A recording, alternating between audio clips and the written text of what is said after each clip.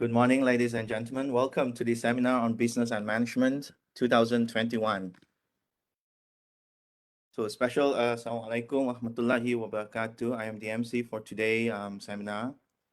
So welcome once again to Yang Berbahagia, Professor Dato Dr. Haji Kasim Haji Mat Mansur, Dean of the Faculty of Business, Economics and Accountancy, Universiti Malaysia Sabah. Our respected dignitaries, the keynote speakers, Yang Berbahagia Dato George Lim Su Chung, the National Vice President, as well as being the Sabah State Liaison Chairman for the Malaysia Entrepreneurs Development Associations. Second keynote speaker of the day, Professor Ramayah Thurasamy, School of Management, University Sains, Malaysia. So welcome once again to all of the invited speakers for the panel sessions later on. So that was the national and the state anthem of Malaysia and Sabah State. Without further ado, let us proceed for today's program with the recitations of Dua. With that note, I would like to invite Mr. Ujin to proceed with the Dua recitations. Now, let us invite Mr. Ujin. Bismillahirrahmanirrahim. Alhamdulillahillazi bini'matihi tatimmu shalihat. Wassalatu wassalamu ala rasulina al-amin. Ala alihi wa ashabihi ajma'in. Ya Allah, Ya Rahman, Ya Rahim.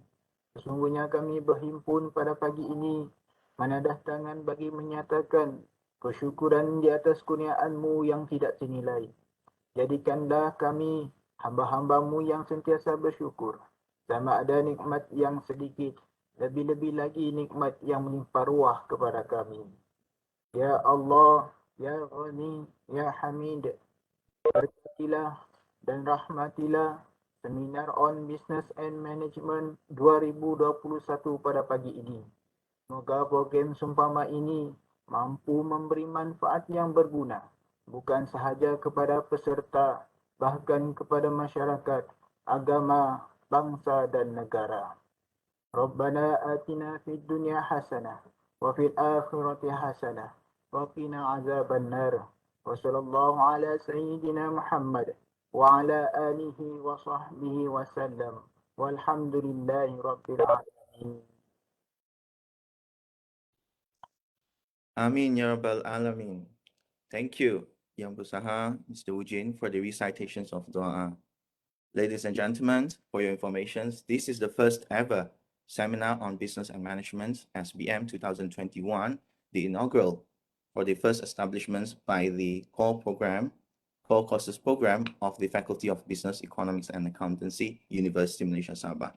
Starting off this year, Universiti Malaysia Sabah, specifically our faculty, the Faculty of Business, Economics and Accountancy, has been actively conducted the online seminar throughout the pandemic time. So with that, it doesn't stop us to proceed with the academic activities and sharing of knowledge and various platforms to expand the multiverse of the knowledge and the research sharings by the lecturers, students, as well as the industrialists.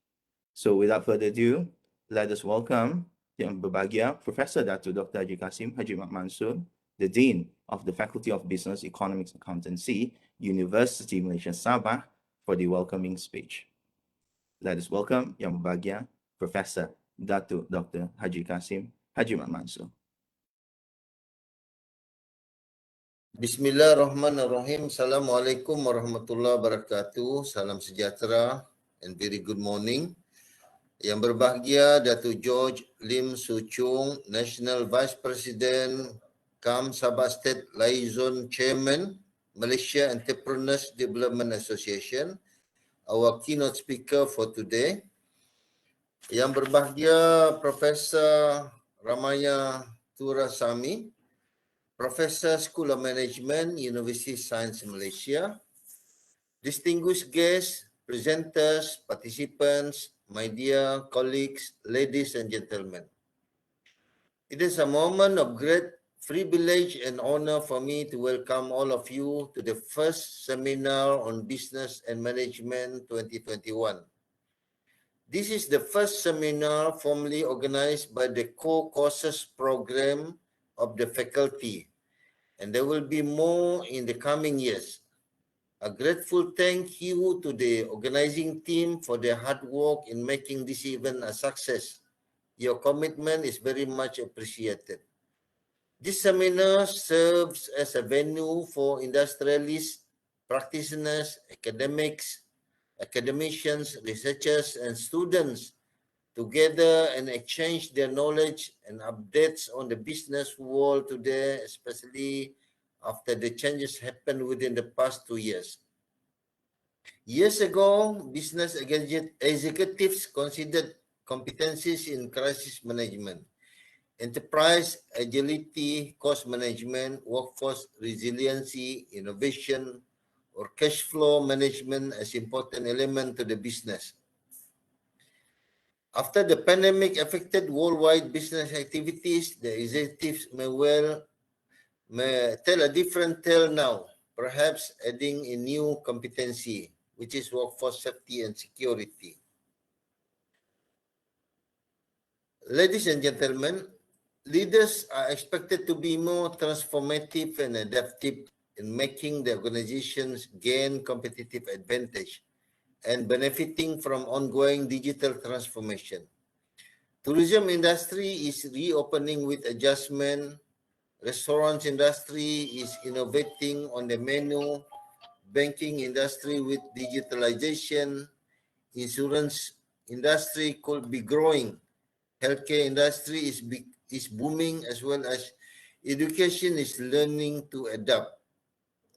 I would like to extend my gratitude to all the invited speakers for joining the seminar to share your knowledge and vast experience with the participants. The seminar is much meaningful with your presence. Congratulations to all paper presenters and participants. I believe there will be plenty of knowledge sharing throughout the sessions, and I hope you will enjoy this seminar. Thank you very much. Assalamualaikum dan salam sejahtera.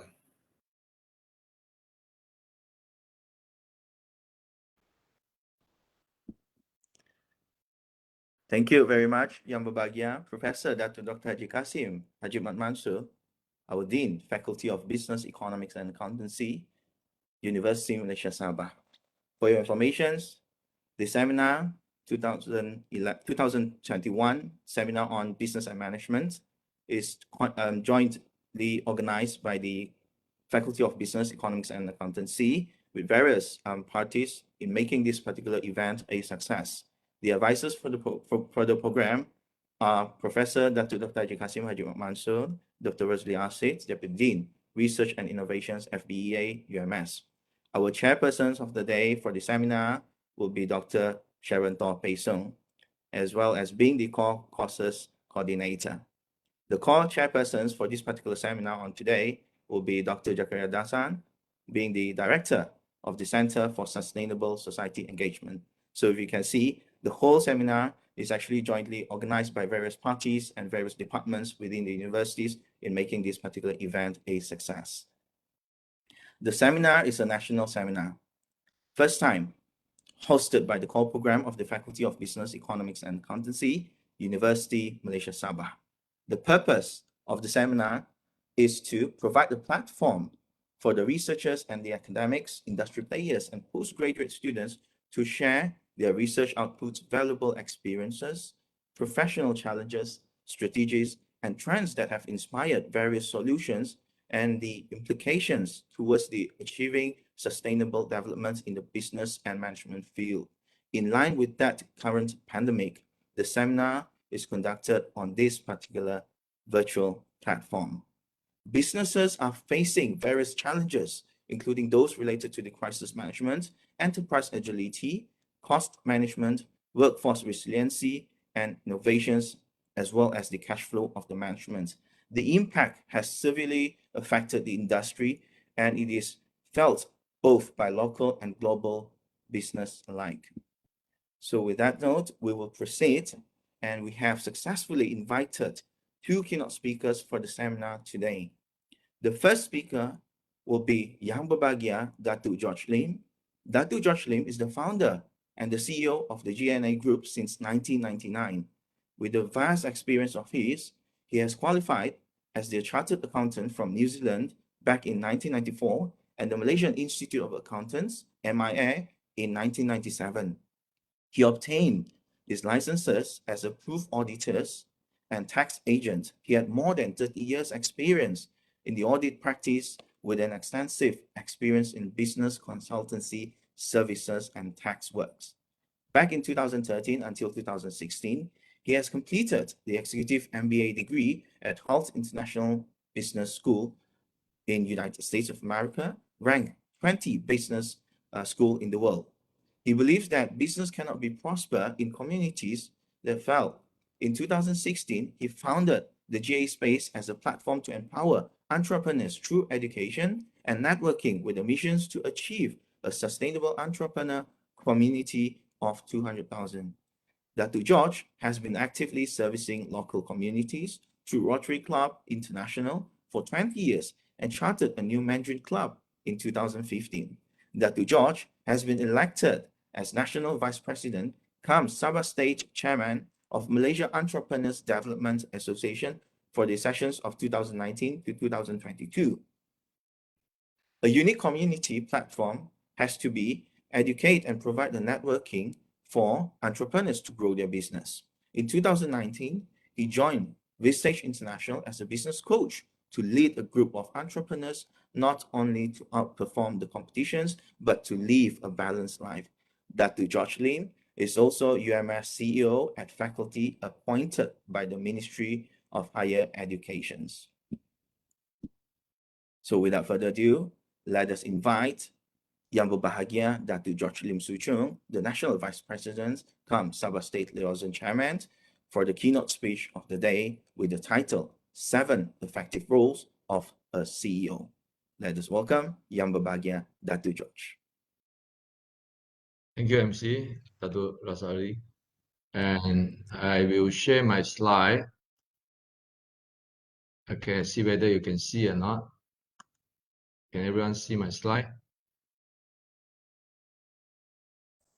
Yes, Yang Berbahagia Dato, it is clear. Thank you, Dato.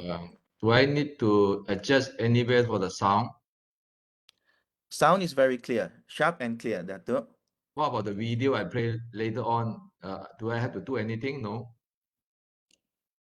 We'll get back to you on that. I'll get the Okay. the technical committee to prepare on that as well. Let Thank you. me go through my slides, see whether the video is working or not. Can you hear? Yes, Dato. You can hear? Can you hear? At this moment, yes. It's just that the audio is actually not that clear, but I think there's a button to adjust on it for the put up as a music mode, Dato. So you can hear the video. Okay, we'll start now. Yang Bahagia Professor Dr. Kasim Mansur and Bahagia Professor Dr. Zakaria Dasan, all the distinguished speaker today, professor, lecturer, business associate, student, ladies and gentlemen. During this half an hour, I try to condense what would be the great CEO for next year or the 3 to 5 years to come. Okay, and Vistage is an international business coach organization, about 23 countries. Before I do that, so I hope everyone are with me. If you are looking at your phone, please, only 30 minutes, put away your phone so that you put your focus back to the laptop. Silence your handphone so that it will not disturb you as you continue to listen to me. Vistage worldwide, we have 23,000 members, 22 countries, combined annual sales of 300 billion, and employ about 3 million people. In Vistage Malaysia and Singapore, there are more than 900 members, combined annual sales about 17 billion, employ over 120,000 people. As you can see from the next page, these are the business coach and all of them in common, the hair are getting lesser. Partly because your hair is getting lesser because you're more experienced as age catching up. This is me sitting right in front. I represent Sabah as a business coach, leading about 50 entrepreneurs right in Sabah. My target is to lead about 100 entrepreneurs here. So what do you think the biggest obstacle to become a successful CEO? Is there a chat box they can put in the chat box? What do you think the biggest obstacle to become a successful CEO?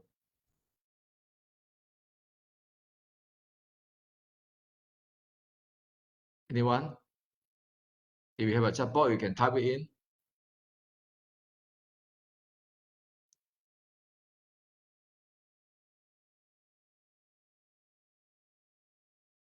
Where do I see the chat box?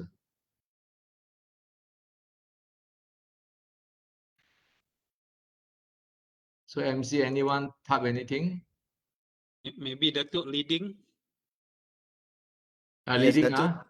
We have some participants stated leadership and finance. leader and finance. What else? What else than the big word?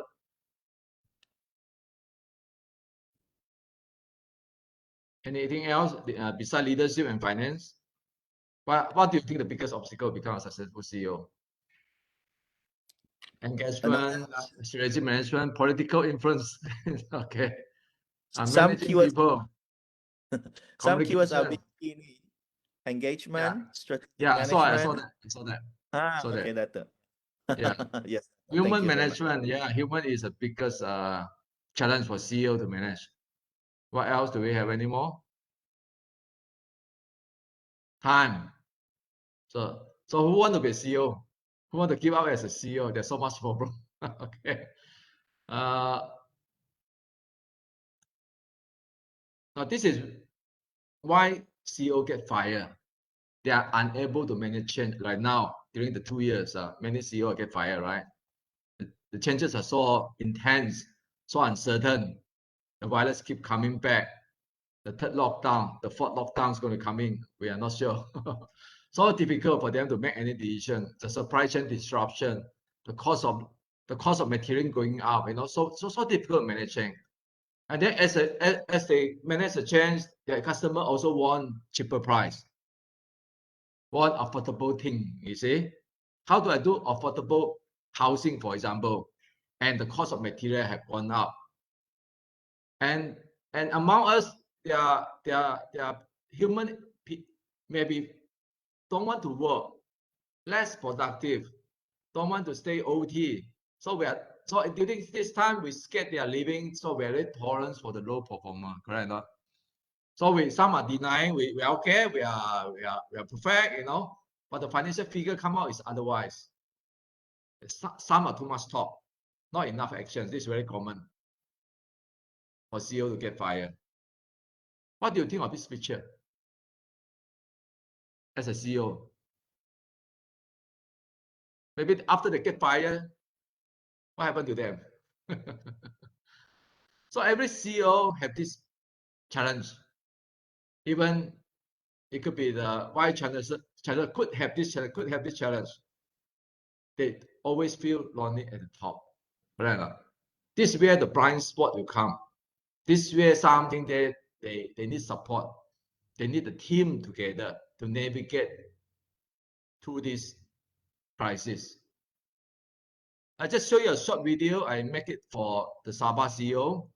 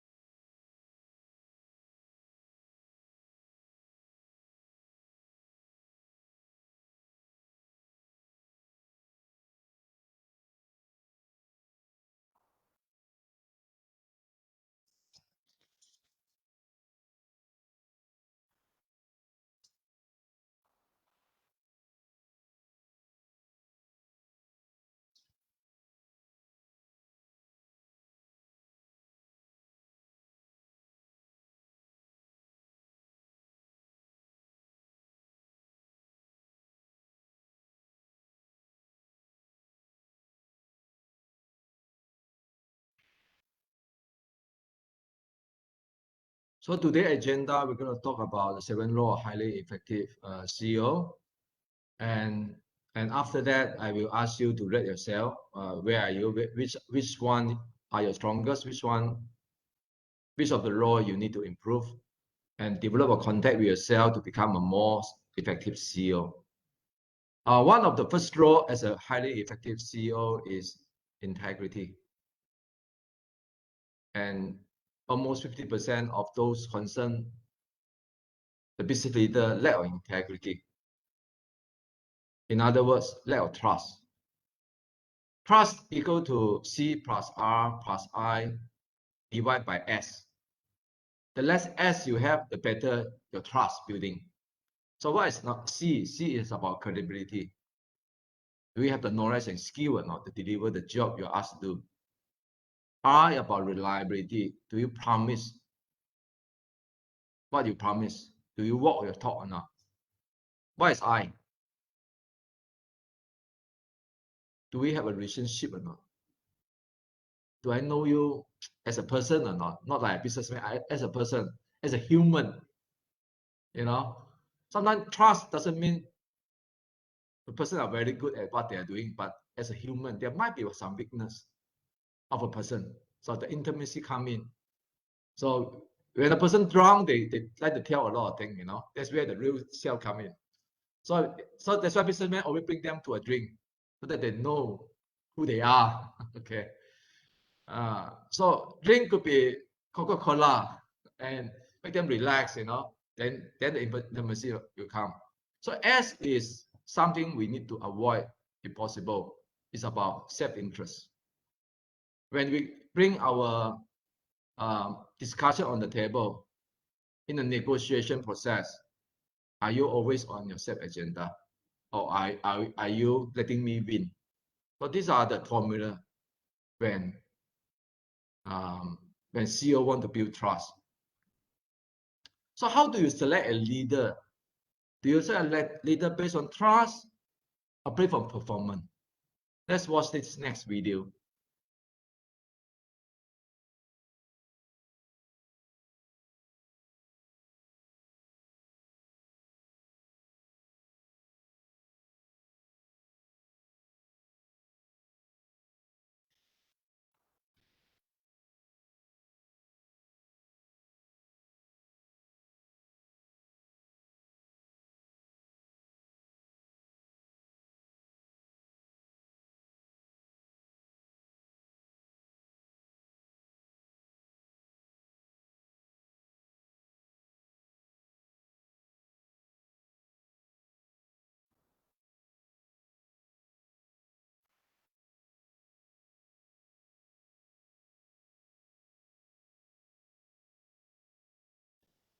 Yang berbahagia Dato.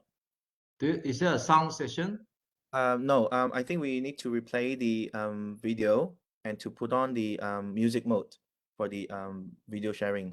Have you done that? Is that better? No sound as well.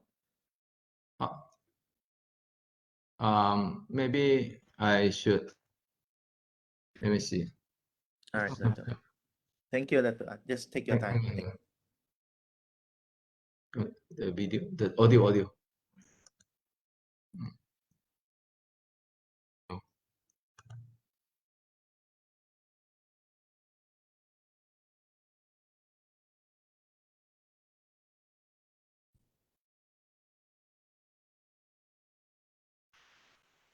You can't hear?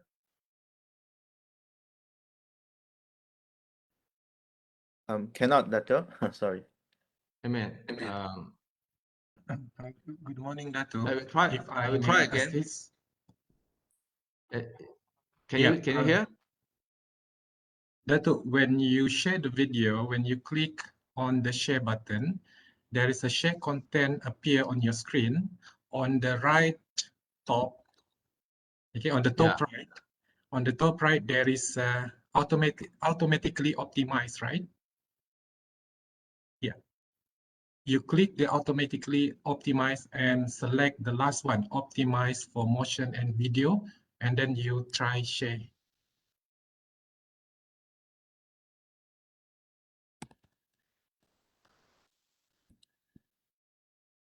A video setting, okay. Optimize. Optimize for motion and video. Maybe you can stop sharing first. Yeah. Okay. Stop sharing. Okay. You go to the share button. Okay. Okay. On the share content, you look at the top right on your screen. Automatically optimize and Okay. click there. Yeah. Optimize for motion and video. The last one. Okay. All right. Okay. Thank you. The opportunity to work with the Navy SEALs. They're a very high-performing organization. And within the Navy SEALs, there's an elite group within them. And I asked the director of training, how do you choose who gets into that elite group? And he drew me a chart. He drew performance versus trust. Performance is defined as how good are you at your job, right? Did you hit your numbers, right? Trust is defined, what kind of person are you? The way they put it is, I may trust you with my life, but do I trust you with my money or my wife, right? They're SEALs. Clearly, everybody wants the high performer of high trust, clearly. Clearly, nobody wants the low performer of low trust, clearly. What they learned is that the high performer of low trust is a toxic team member. And they would rather have a medium performer of high trust, sometimes even a low performer of high trust, it's a relative scale, over the high performer of low trust, right? And yet in business, we have a million metrics to measure someone's performance and negligible to no metrics to measure someone's trustworthiness. And so then what we end up doing is taking toxic team members and promoting them, and then they become toxic leaders.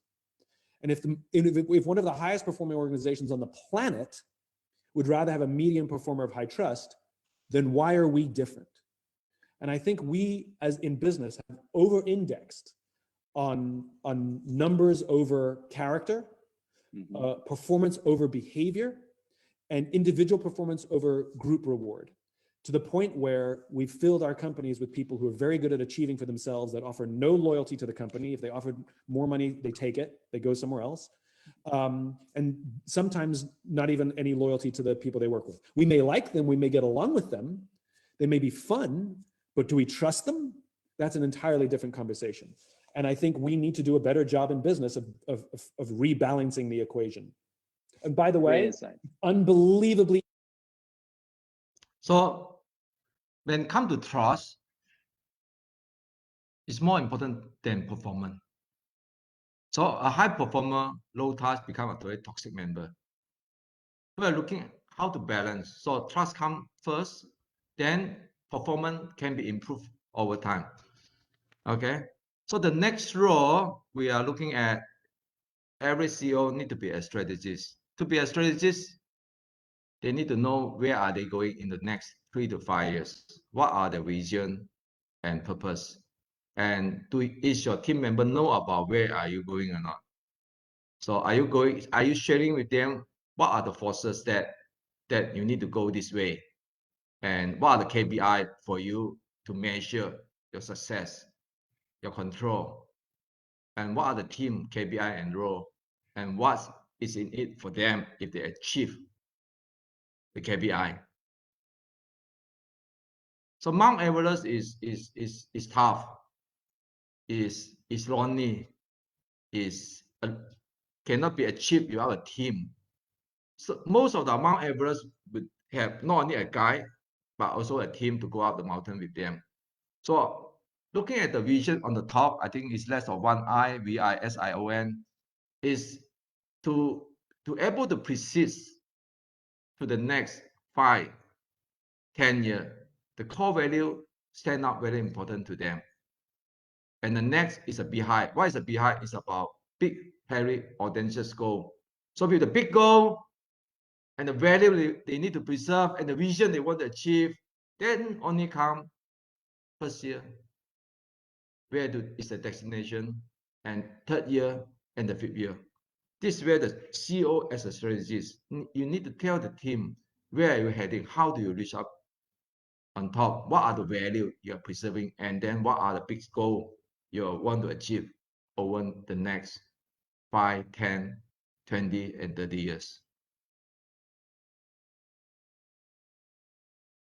So ambassador is important. You know, Richard Benson are very good being as ambassador for Virgin Airlines. Being an ambassador, what is your role? Is to know your key customer. Is to know what is the opportunity, what is the threats, and to know who are your supplier. How do you connect with them as an ambassador? And because of that, the formula, the winning formula is about balancing between external marketing and internal marketing. So what do you think? Should we spend more external marketing or internal marketing if you are the ambassador? If ambassadors are important to be playing as a CEO role. So what is external marketing? Again, as early on, we said, what is the opportunity? What is the threat? So combine the two words is upper threat. What are those capabilities we are lacking to capture the opportunity? What are the capabilities we are lacking to counter the attack? Of course, internal marketing is important. You're looking at vision, value, structure, people, and process. So which do you think the energy of the company should spend if giving you 100%? Should it be 20-80, 50-50, or 90-10? Clearly, in this case, is 90-10. So as an entrepreneur, as a CEO, we should spend more time on the external marketing. So if you are sending a balance of 50-50, you may consider to adjust it 75-25.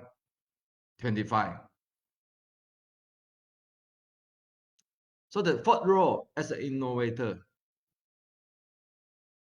as you continue to grow your business from trust, from being a strategy where you want to go,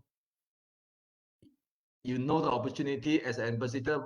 The fourth role will come to you start acting value as an innovator and improving your services. Some of the new product you co-develop with others, and you continue the process to kick out more initiative through collaboration or through your own internal resources. So looking at this graph, this is a hidden champion. Most of the hidden champion companies are in Germany. They are small, but the market size, the dominant market are very big. So you can see how much they spend on the innovation. In average, compared to the global top 1,000 company or the normal firm, they spend more than them. 6% of the revenue go into R&D. So innovation is important, part of the company success. The fourth role is an investor. So investor, you are looking at how do you increase the value of the company, how to increase the ROI. So to do that, you need to know how to differentiate who you are than the others. What are the story you are telling your investor?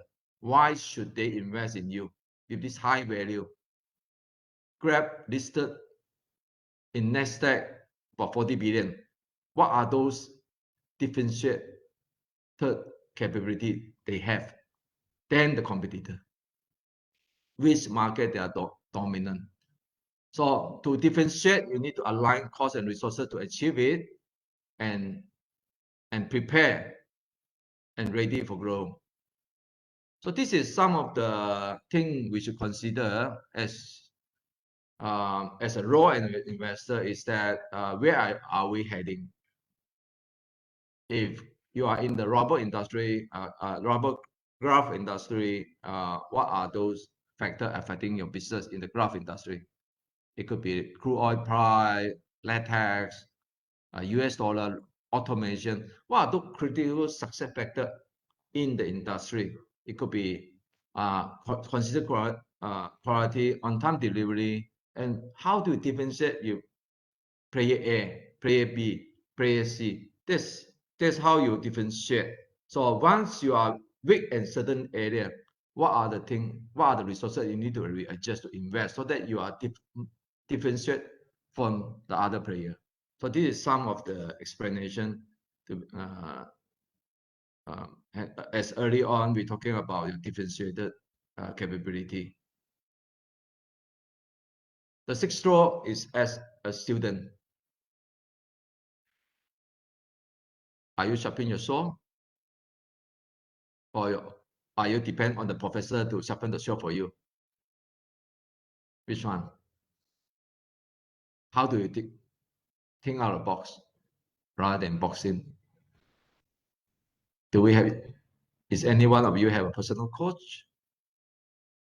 Why you need a personal coach? Partly because you need to be pushed by the coach, right? The coach need to know where are you going,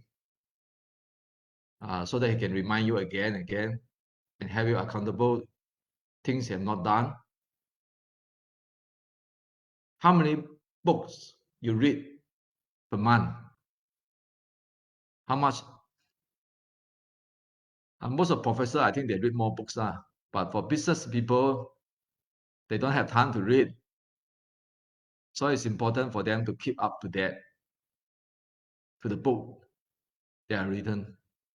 They read, and not only reading the book, but also applying them in the journey as a businessman and as a CEO. The last role is being a coach. As a CEO, not only then you learn, but also being a coach to develop your team. As a leader, you need to listen more. 4 times you listen, 1 time you speak. Adam Grant in the book Giver talking about taker and mature. So understand that in an organization, in average, 25% of them are giver, means they work not according to the schedule, work according to the demand, according to what is needed. So they will not go back at 5 o'clock. Taker, they will maybe before 5 they will prepare to leave already. Taker, they are not helping. We are not helpful. They may not take instruction very well. Mature is about follower. About 50% of the organization team member is a follower. They will start at 8, they finish at 5. So how do you convert the mature to become a giver? How to reduce the taker? That's where the people management come in. Giver about 25%, taker about 25%, mature about 50%. How do you increase the giver?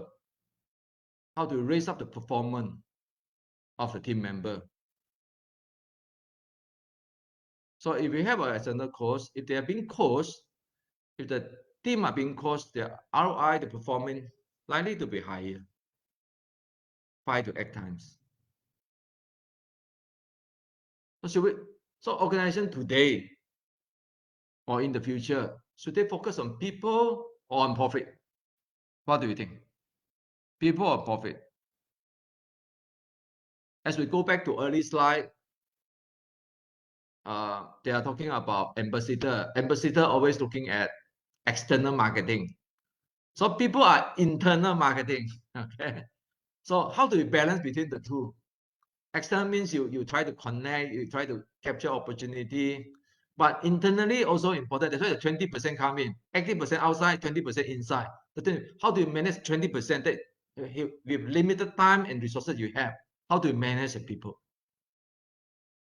And during this time, I think there are some report come out, 70%, more than 70% of Malaysia young people want to leave Malaysia for a better opportunity.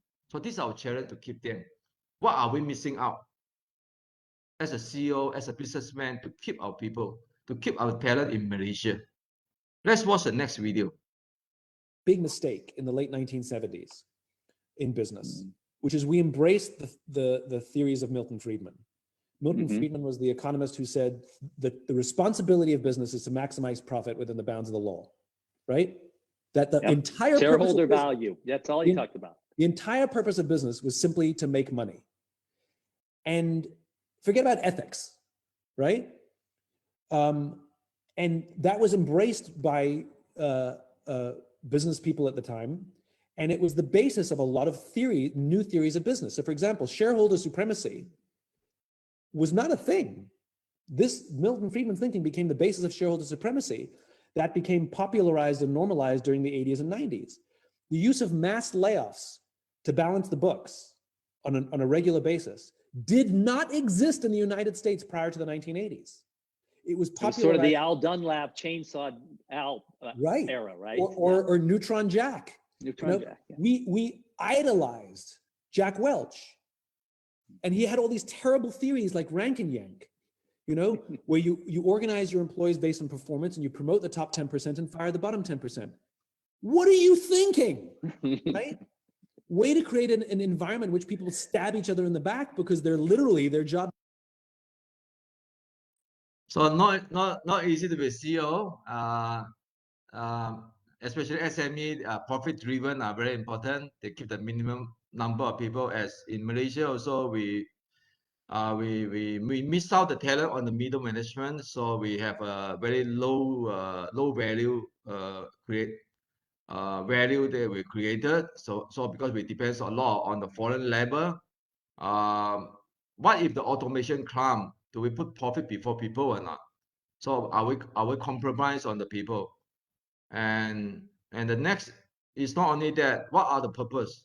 What are the purpose? Are you in business?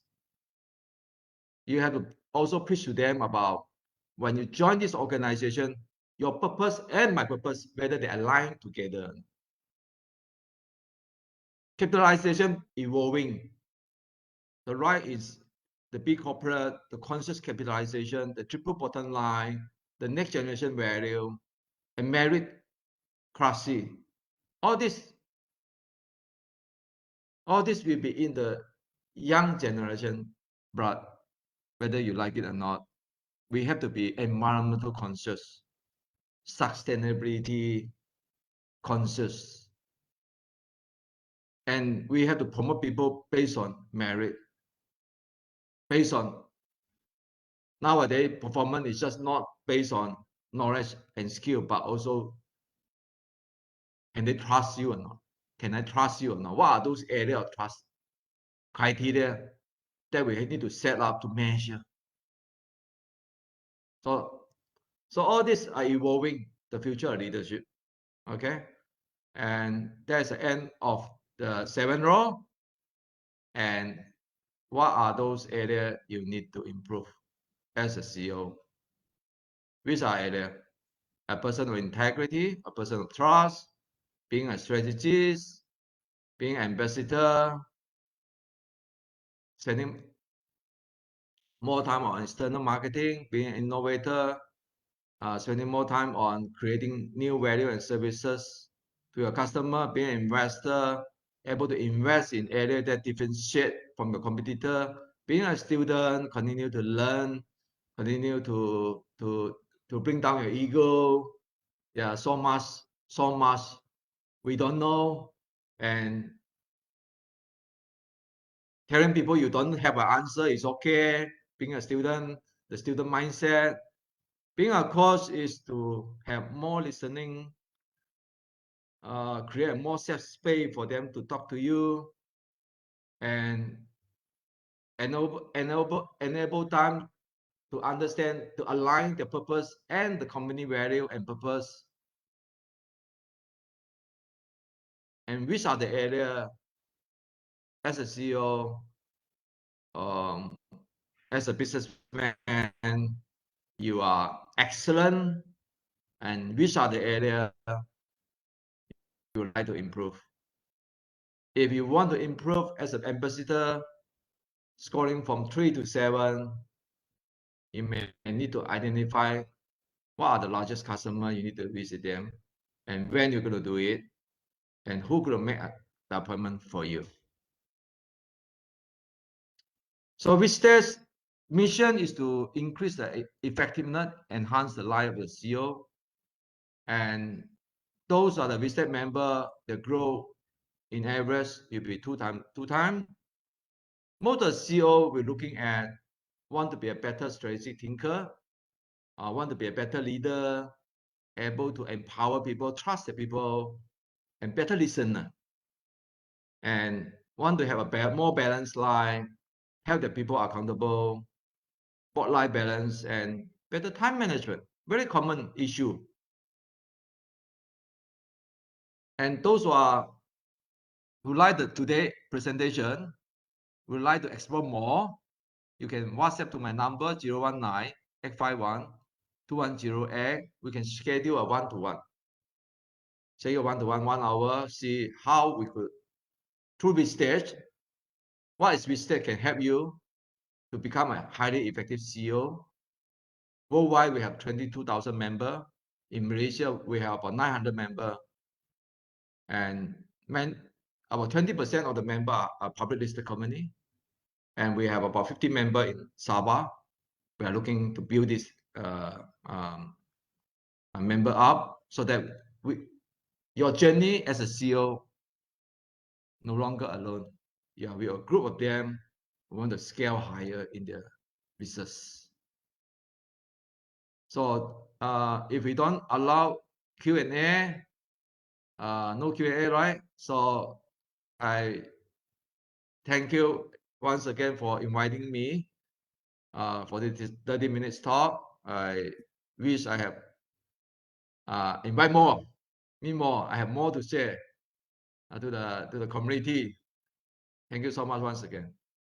See you soon. Thank you, Yang Berbahagia Dato George Lim, for being the invited speaker, the keynote speaker of the day. So it shows that from the speech that was given by Yang Berbahagia Dato George Lim, leaders play important role to find opportunities and solutions while learning from the impact of COVID-19, among which is to build a strategic resiliences for current and future crises that will enable business to grow and to go through the obstacles and become stronger in the face of the adversity, especially in dealing with unforeseen crises in the future. Thus, every potential steps that the leader takes will bring significant implications to the people and the human resource within the organizations. The role of our leaders in adapting with challenges during the pandemic is important to prepare them for the new normal. So that is why we are thankful to Yang Berbahagia Dato George Lim for the attendance today. To record the attendance of Yang Berbahagia Dato and the second keynote speaker of the day, with the presence of Yang Berusaha Dr. Beatrice Lim, Deputy Dean of Academics at Faculty of Business, Economics and Accountancy, and other head of programs, including Associate Professor Dr. Awangku Hassanah Pengan Bagul. So I'd like to request all of the participants, please switch on your camera for us to take photograph sessions together. So fellow participants and seminar presenters, kindly switch on your camera for us to take a group photo together with Yang Berbahagia Dato and the second keynote speaker of the day as well.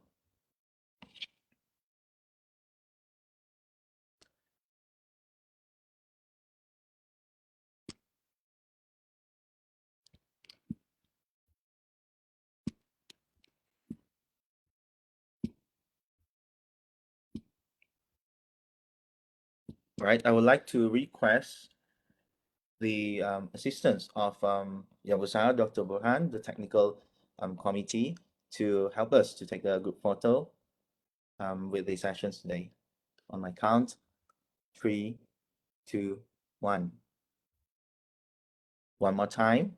On my count, 3. Yes. Sorry. Yeah. Dato George, could you please stop sharing because yeah, your screen is still appear on our screen. Okay. Okay. Yeah. Thank you. All right. Okay. Perfect. Yeah. So let's take a picture. Just give me 1 second. All right. Okay. Let's take another picture. Okay. 1, 2, 3. Okay. I go to the next page because there are many attendees. Okay. Okay. Smile. 1, 2, 3. Okay, and the last page. Okay, one more. 1, 2, 3. Thank you very much. Thank you very much, Dr. Burhan, for the kind assistance. Once again, the organizing committee would like to say thank you and record our deepest gratitude to Yang Bahagia Professor Dato for the speech today. Now let us proceed for the keynote speaker, Professor Ramayah Thurasamy from School of Management, Universiti Sains Malaysia. Professor T. Ramayah is currently a professor of Technology Management, School of Management, Universiti Sains Malaysia. He's also a visiting professor at Minjiang University, China, the Fordil International University, DIU Bangladesh, University Malaysia Sarawak, UNIMAS, University Kebangsaan Malaysia, UKM, and University Technology Mara, UITM. Professor T. Ramayah is also being the adjunct professor at Sunway University and University Tenaga Nasional, UNITEN Malaysia. He is also currently the chief editor of the Asian Academy of Management Journal, AAMJ, and Journal of Applied Structural Equation Modeling, JASEM. He has an high index of 84 and citations of 30,462 in Google Scholar. His high index in Scopus is 48 with more than 8,600 citations, while his high index in WOS Clarivate is 35 with 5,573 citations. The full profile can actually be accessed from http www.ramayah.com. So without further ado, let us invite the second keynote speaker of the day, Professor Ramayah Thurasamy. So at least I record just now the one you can. Okay. Thank you, Dr. Razali, for the introduction. Welcome, Professor. Thank you so much. Thank you very much to Dr. Sharon and the organizers for inviting me to share on my thoughts about this issue of doing and publishing research with more rigor. This is something very close to my heart. So hopefully at the end of the session, we can see some changes among the participants. So before that, I've shared a folder of some articles you can refer to that I'll be sharing during the talk. So this is what my talk will be summing up my talk. This is a quote that is interesting. Don't cling to a mistake just because you spend a lot of time making it. So what has happened to many of our researchers is they learned something many years ago, and because they spend a lot of time learning those things, they don't want to unlearn and relearn. So we have many supervisors are also in the same boat. So they learn something from when they were doing the studies, and they don't want to unlearn and relearn. So if you are a supervisor or you are a graduate student, I hope you pay a little bit more attention to the discussion, so that at the end of the day, if your supervisors don't have the time, maybe you as a graduate student should be able to educate your supervisors of the changes happening in terms of rigor. So I think most of you, part of the reason you are here is because of this process, right? Somehow you have to publish a paper, conference paper, journal paper as part of your KPI and also for promotion. And if you see here, the publication is actually a process. I would say this is an art. Somehow you need to master. It takes a long time. Somehow you gain some experience as you go along. When I first started, there was no requirement for publication at all. And then they started that you can publish anywhere as long as you publish, you're okay. And then they started to change the rules. Now they were talking about Scopus publication and more recently Web of Science. Okay, so to publish in the higher level journals, somehow the rigor needs to be there. Okay, so what we have been doing like 5 years ago, maybe they are no longer acceptable. So those are some of the things which we will be covering today. This is an editorial by Chung et al. In 2010, which talks about the changes in the rigor. Okay? What they wrote here is, what were acceptable methodological practices even 5 years ago can easily and rapidly become unacceptable as social science scholars better understand the limitations of the empirical techniques and develop more rigorous methods for identifying and correcting for potential biases in their work. When I look back at some of the papers I published like 20 years ago, I actually laugh at myself, because I actually asked myself, how did I write a paper like that? But that was 20 years ago. But what you need to do is keep on looking at the changes happening in the methodological landscape and keep moving with the changes. This is another interesting editorial which was hitting hard at the heart of methodology. This was written by Guide and Ketokiwi from a journal called Journal of Operation Management. This Journal of Operation Management is like one of the top journals in the world. In my area, we call them God level journal. In Malay, we call it Tahap Dewa Dewa. So if you have a paper in this journal, then you already considered a god in this area called operation management. What they wrote here is quite interesting. It behooves us to stay on top of current methodological development, and accordingly, what was accepted in a journal 10, 20 years ago is not necessarily acceptable anymore. Authors must, of course, give credit where credit is due. For example, we have this technique called Fonan lacquer, which was developed in 1981. But that was like 40 years ago, and still people are trying to stick to this citation. But we have papers published in 2015, which has already changed the method. That is a newer method called HTMT. So this is a more recent paper published by none other than Joe Hare, where he talks about this issue called data quality. Data quality assurance begins before data collection and never ends. This is something I have been talking about for quite some time now, but unfortunately, many research students don't seem to be picking up. What is happening is now we have a template way of doing things, and many of the examiners are also very accustomed to this template, so nobody questions what is done by the research student. This is a good paper for you to read and understand what are the things you need to think about before you collect data, during your data collection, and after you collect your data. They are discussed in this paper, which is forthcoming. Try looking at it.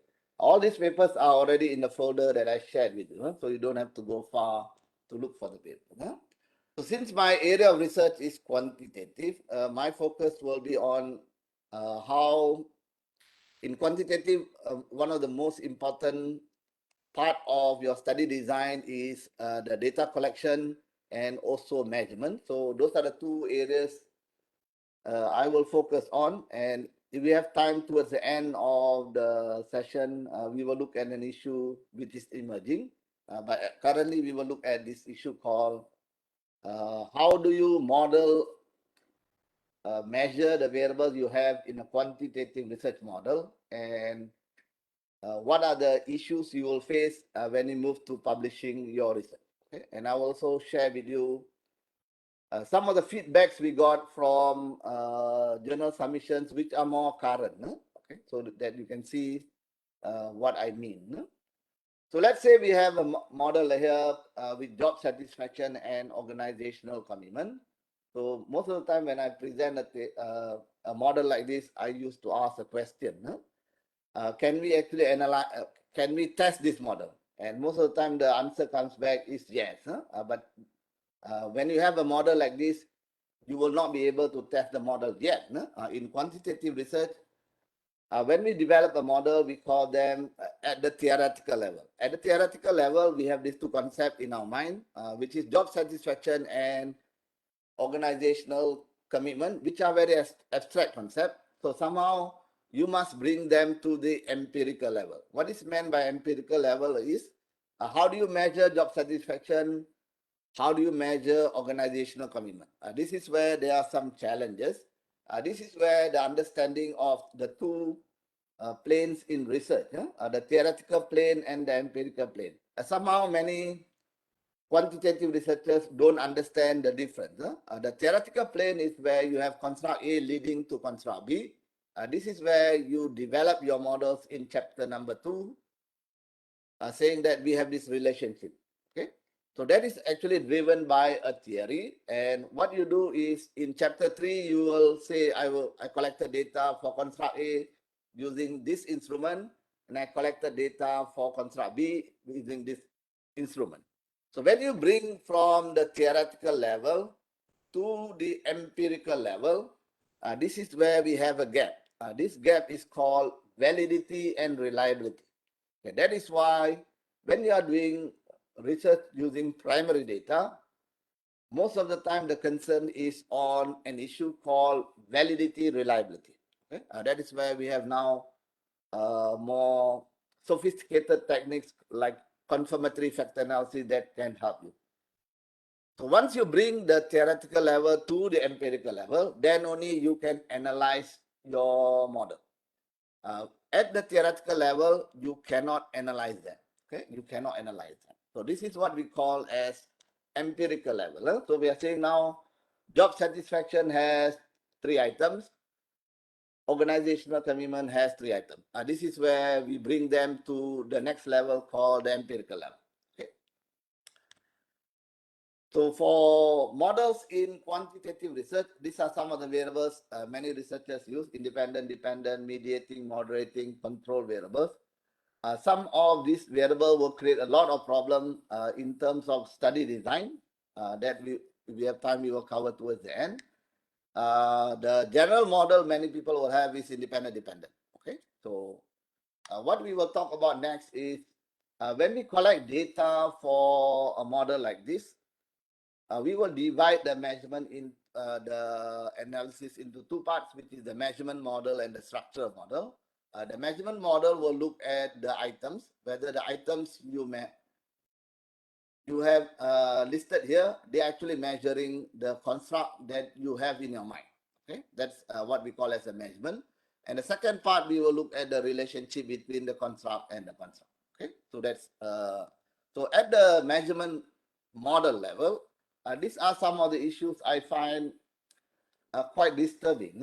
When we have a variable here called performance, and we have 4 items to measure performance: profit, sales, ROI, and ROA.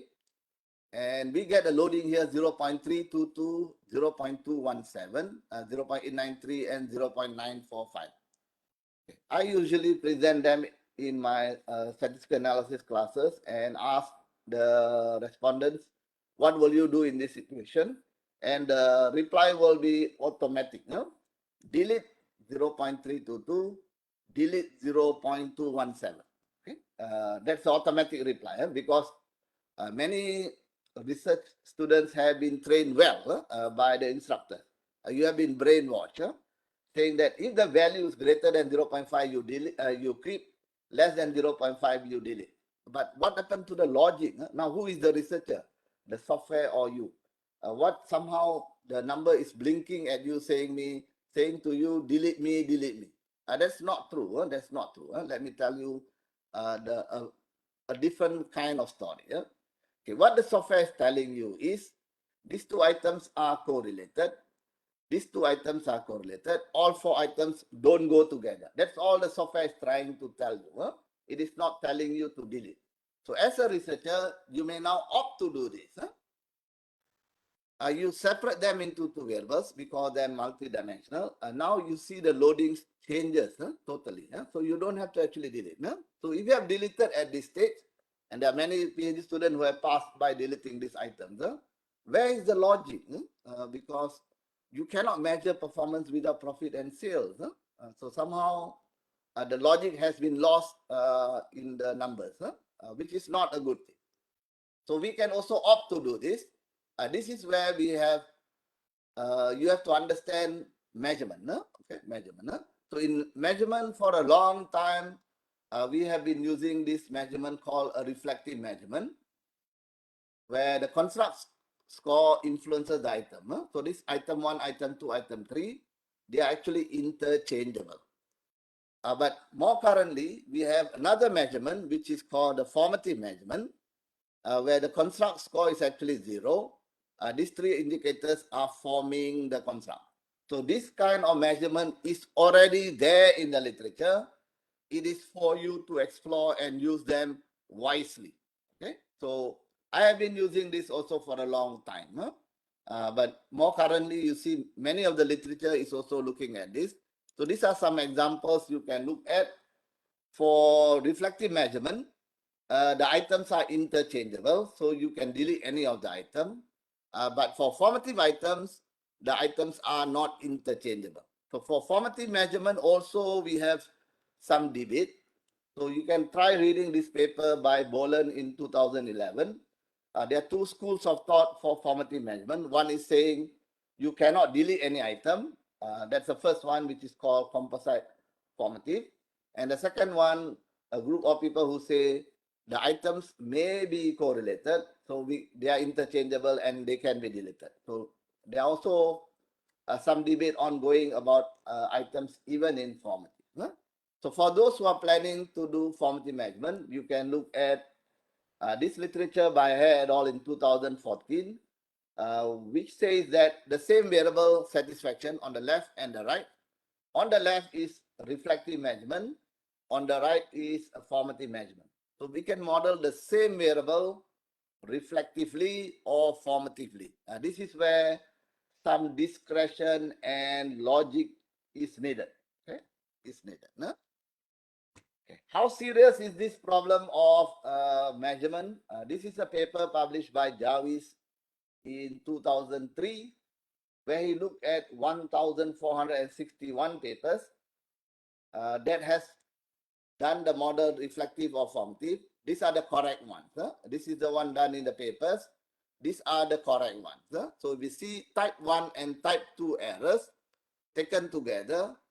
1/3 of the papers published in these top journals. What are the journals? We see here, Journal of Consumer Research, Journal of Marketing, Journal of Marketing Research. Journal of Marketing takes 3 to 5 years to get a paper published. If you publish a paper in Journal of Marketing, you don't have to write another paper in your lifetime. You can tell everybody I have a Journal of Marketing. That's the level of journal we are talking about.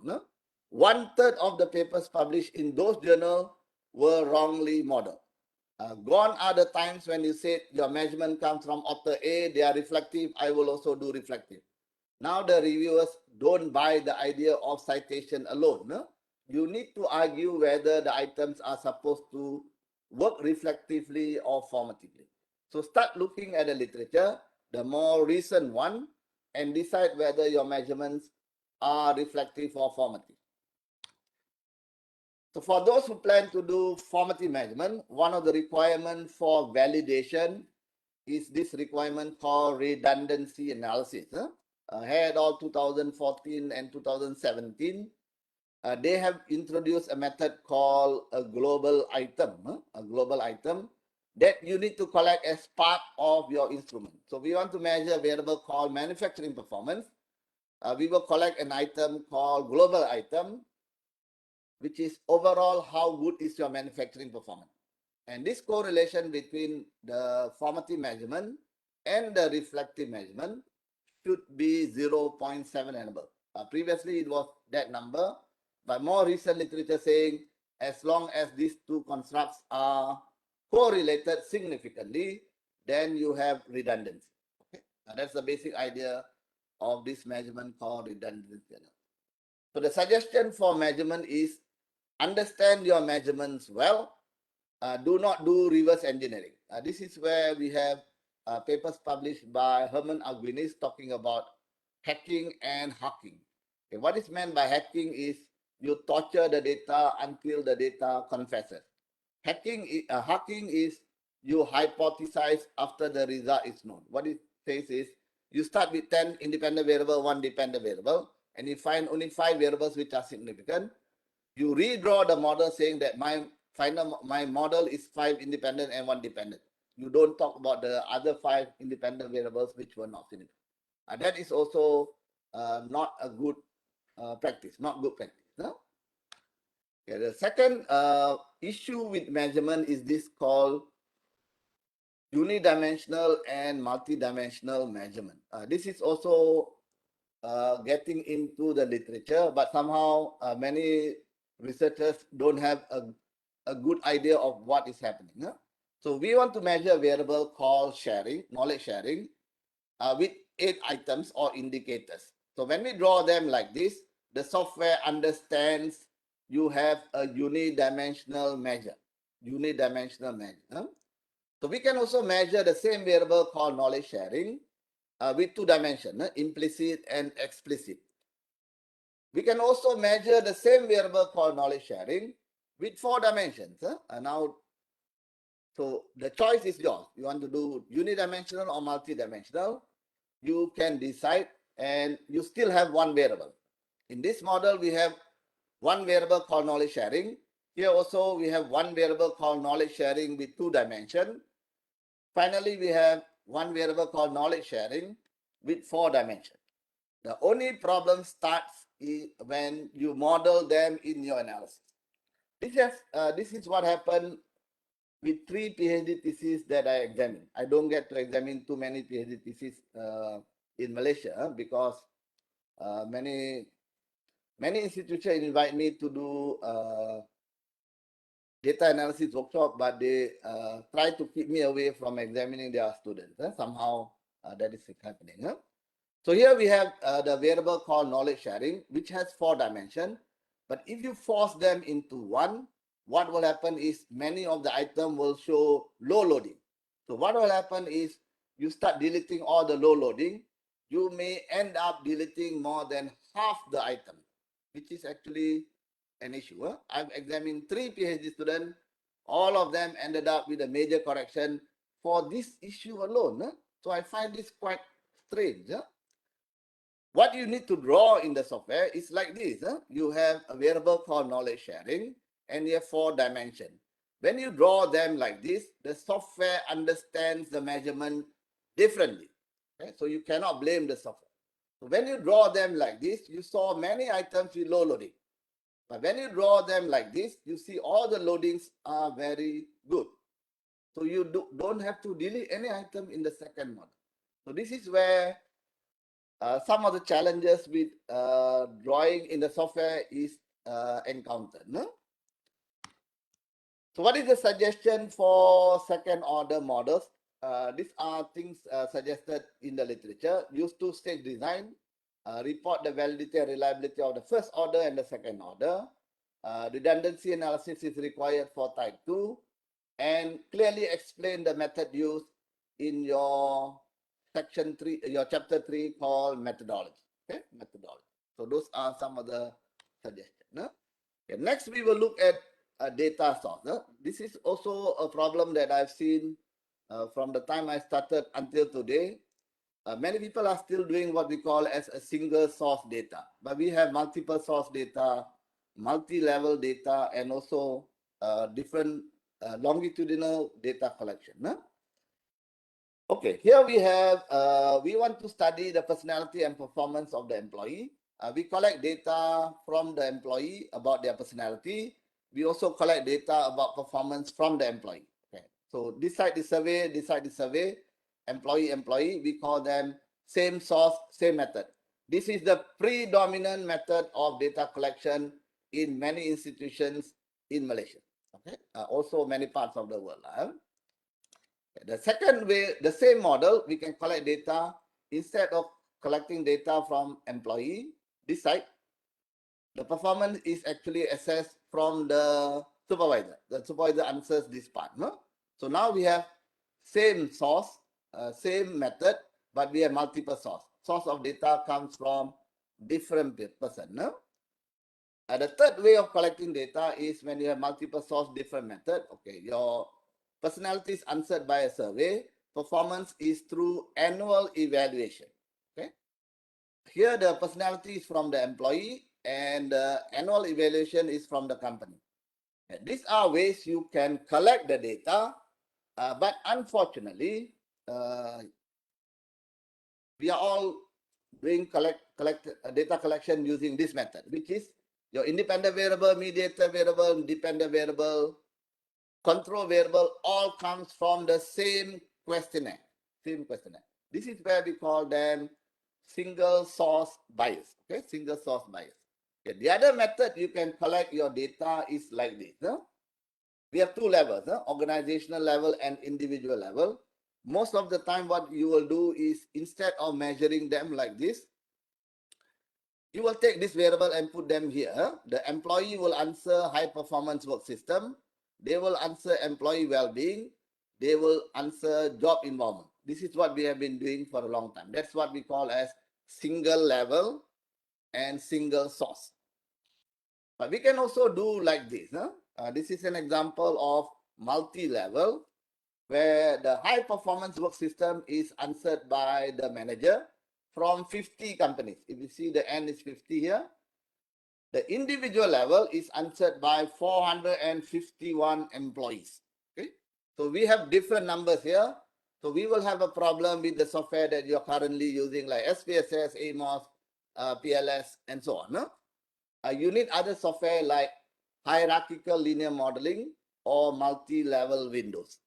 In Malaysia, I think I know two people who do this kind of modeling. One is in Universiti Malaysia called Dr. Awang Idris. Another one is from UMS called Dr. Sharon Kwan, I think.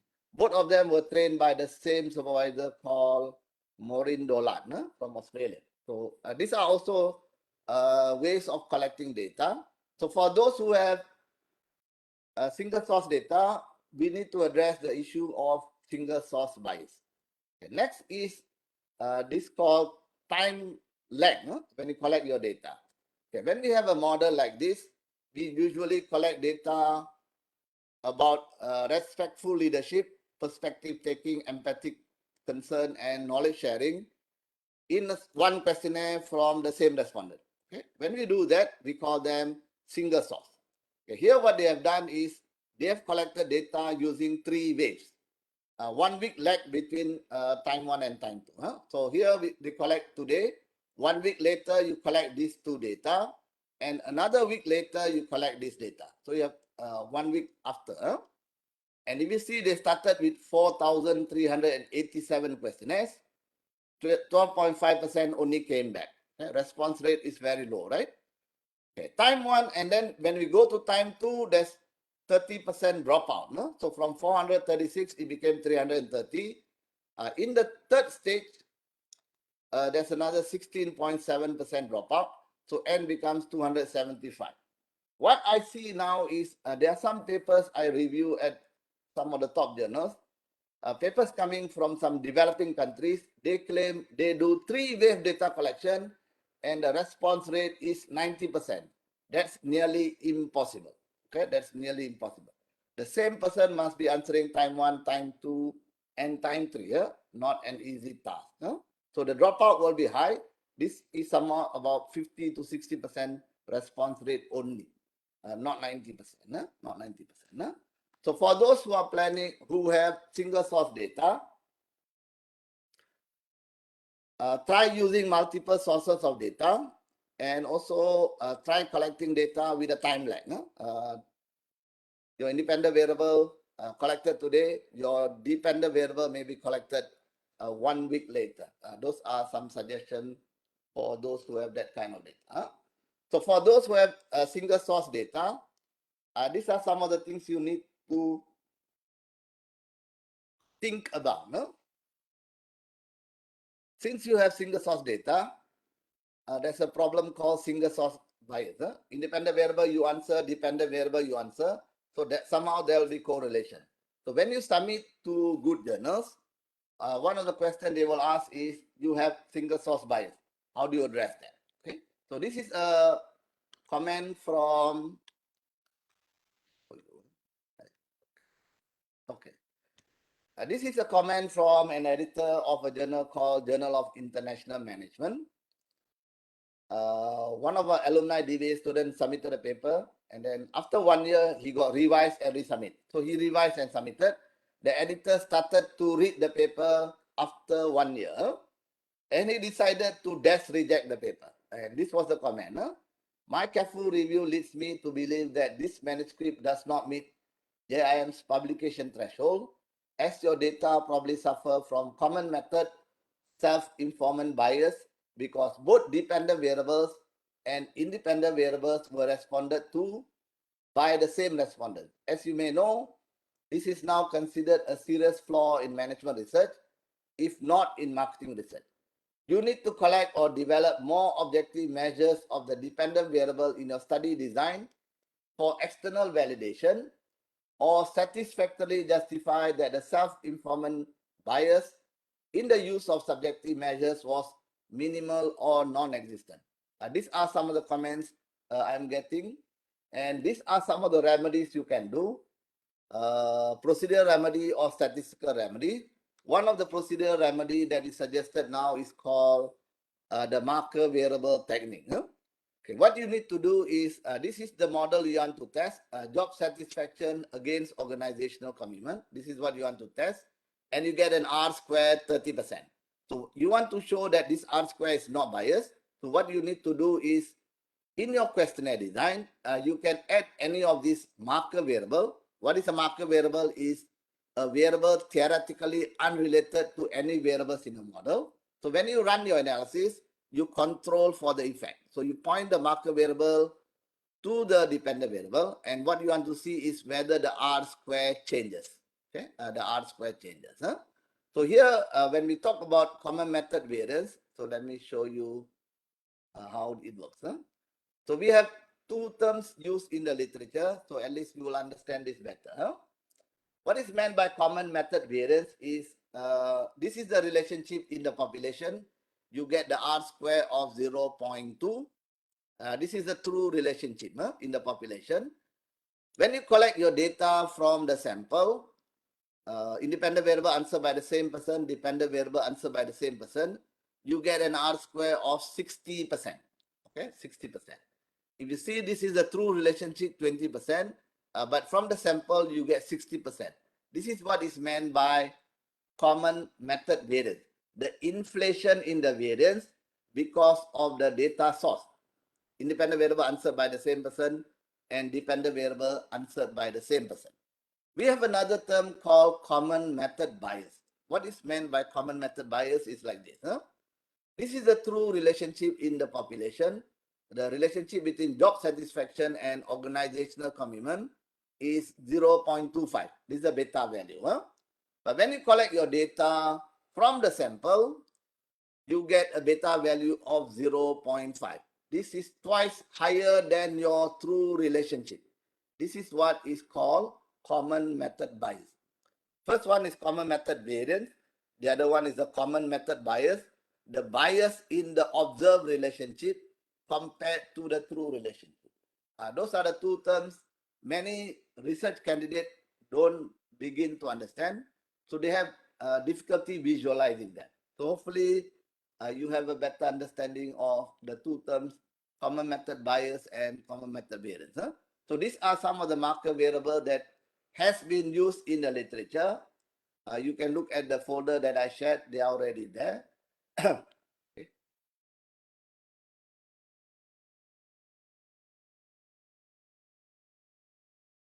Why this is an important issue you need to think about is this. This is a paper we submitted to a journal called International Journal of Research in Marketing. And this was the two comments the editor did for rejecting the paper. Number one is, in terms for accounting for common method variance, the use of a marker variable is preferred these days. And the second one is, there is no hard behavioral metric in the overall investigation. Yet these days, this is an important aspect in the top journals in order to maintain and show external validity. So they rejected the paper we submitted for two reasons. You did not have a marker variable to show the single source bias. Second is, you don't have some objective measure to say that your subjective measure and the objective measures are correlated. So those are the two reasons why this paper was rejected. So these are the kinds of emails I am getting currently. So I will skip this. Yeah. How much time I have? Dato. Hi, Professor Ramayah. Thank you very much. There's still about 5 minutes to go. Okay. Thank you, Prof. Okay. Thank you, Dato. Thank you, Prof. For data preparation, These are some of the suggestions I have in the slides. You can look at this paper by Agwinis and also the current, the more recent paper that I've shared with you. One of the things I find with current research students is they have forgotten most of the things you learn when you're using SPSS. Now many people are jumping into a software called Smart PLS, and somehow the software has become too smart for itself. They don't do screening, they don't do cleaning, they don't do recoding, computing, outliers, missing value, assumptions in multiple regression. Nobody now tests assumption in multiple regression. Why is that? No? You're still doing multiple regression, even though you're doing structural equation modeling. The basic underlying technique is still multiple regression. All the problems you had with SPSS, they are still there with structural equation model. Okay? Remember that. Huh? Okay. The other thing I would like to highlight before I end my discussion is on mediation. No? This is a popular model many people do, where you have a mediation model, store image leads to satisfaction, satisfaction leads to store loyalty. Okay, if you see the model here, there's a connotation, time 1, time 2, time 3. So data must be collected, this variable data must be collected in time 1, this variable time 2, and this variable time 3. But what we have been doing for a long time, including me, was we collected data, all 3 variables at the same time. This is what we meant by cross-sectional mediation. And this has been criticized in most top journals. Okay.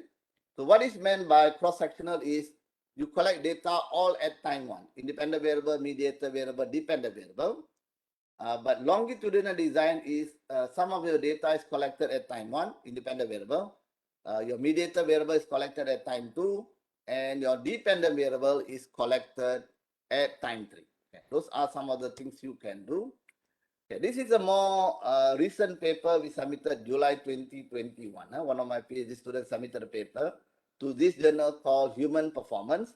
And you can see here the comment for the desk rejection. My decision based on thorough initial review of a manuscript. Based on this review, my primary concern is that you attempt to test a directional mediation model solely with same source cross-sectional data. Unfortunately, this limits your ability to test the directional effects hypothesis. Full stop. No? So this paper got rejected at the desk. So these are some of the things happening, especially for an analysis called mediation. So how do you try to remedy this problem of cross-sectional mediation? My discussion with a guy called Marco Sastet, he actually suggested this. If you plan to do mediation, try to look for a strong theory to underpin the model. For example, we have a theory called stimulus organism response, okay, which actually is a process model, which originally came from the system theory, input, process, output. So if you use this kind of theory, you can argue I am testing mediation based on this theory, okay, based on this theory. So these are some examples of model that has a combination variable, because this theory called stimulus organism response, they don't actually fit certain variable only to each of them. You can have multiple variable at different stimulus organism and response. Okay. So for mediation also, when you write hypothesis, you have 2 types of hypothesis. The first one is what we call as non-directional hypothesis. This is what we have been writing for the last 20, 30 years. I've been doing that for a long time. We have these 3 variables. We write organizational agility mediates the relationship between information system capabilities and firm performance. But more currently, if you see recent literatures, they have moved for directional hypothesis like this. Organizational agility positively mediates the relationship between information systems capabilities and firm performance. This is a 2-tail hypothesis. This is a 1-tail hypothesis. Both can be written. So now we have a lot of literature to help you in that sense. These are the suggestions for mediation. For those who plan to do mediation, it is always better to have time lag data. Time 1, time 2, time 3. yeah, if you still want to do cross-sectional mediation, you may want to underpin the model with a strong theory.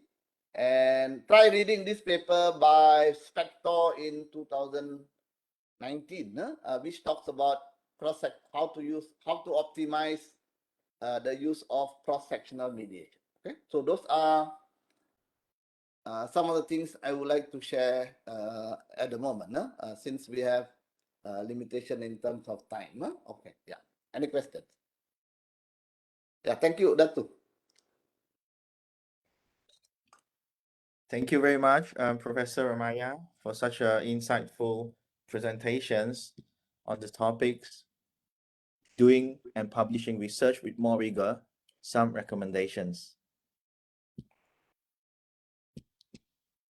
All right, just in case if there is one questions, perhaps, if you have for Professor Ramayah, you may post your questions or switch on your mic to put up your questions forward to our speaker today.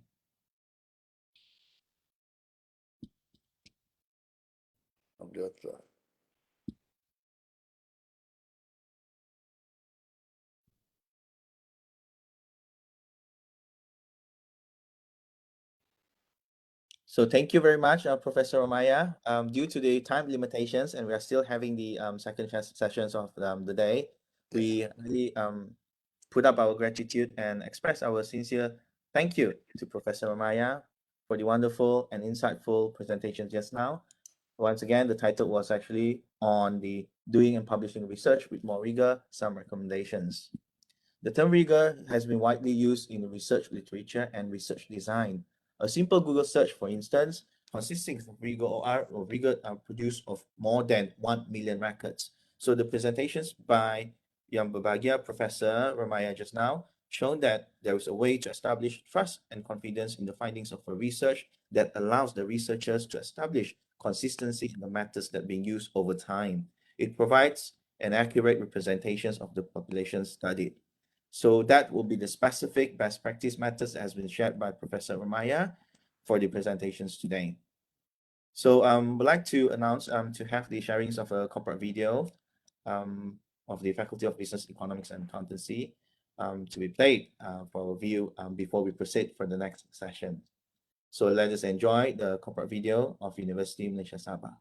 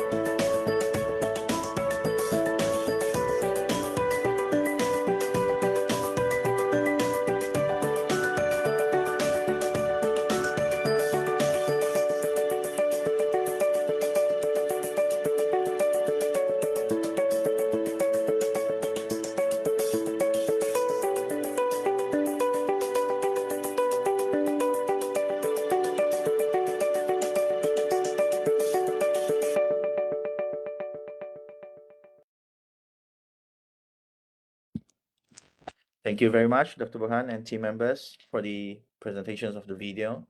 Ladies and gentlemen, that was the video presentations of the Faculty of Business, Economics and Accountancy of Universiti Malaysia Sabah. So without further ado, I would like to introduce our moderators for the next panel sessions.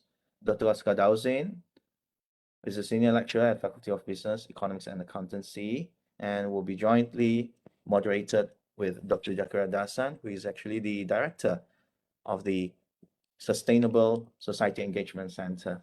So with that note, I will pass over the sessions to the moderators, Dr. Oscar Dauzain and Dr. Jakaria Dasan, to facilitate the panel sessions today. Yeah, thank you, Mr. MC, Mr. Dato Razali, for that introduction. So we are now in a panel discussion on the first seminar on Business and Management 2021 with the theme of Challenges, Solution and Implication towards Sustainability.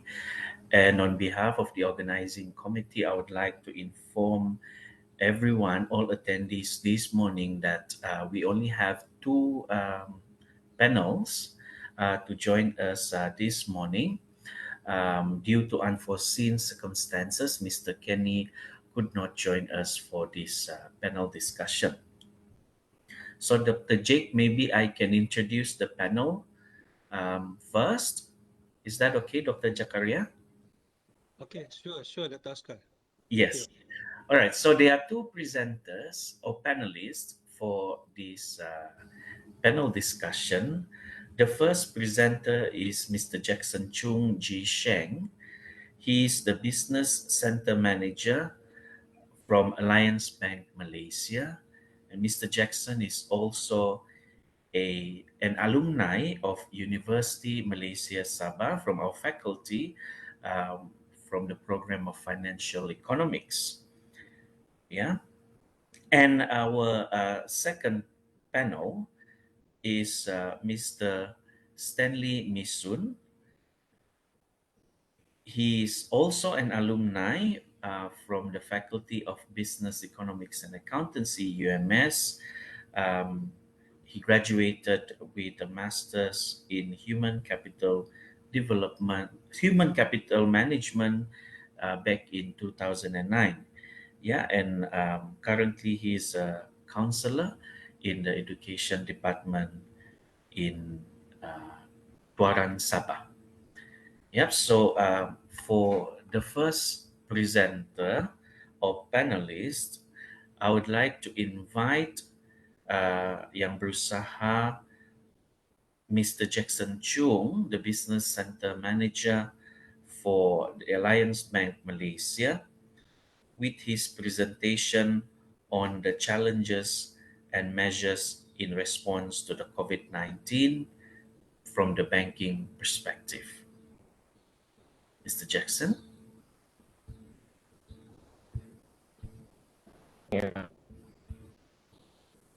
Yeah, morning.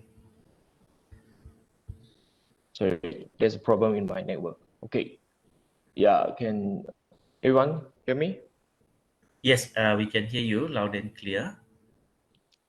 Okay. Let me introduce myself. I'm Jackson from Alliance Bank SME Banking. Yeah, I'm joined in banking industry for more than 13 years. I even involved in the consumer banking, SME banking, and commercial banking as well. Yeah, hang on. I think the video is,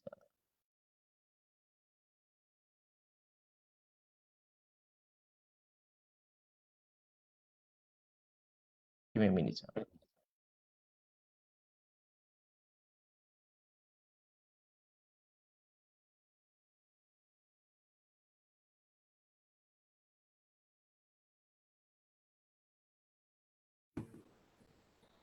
Sorry, give me a minute. Take your time.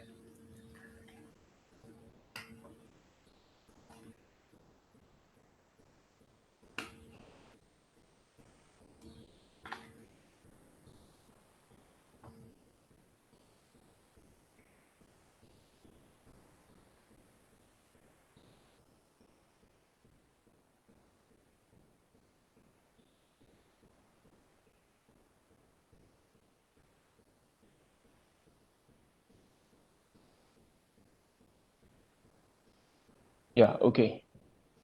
Refer to the today topics.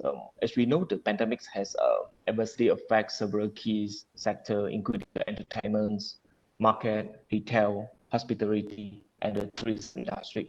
Many businesses have to cope with the social distancing and the lockdown, which affected their operations and revenue.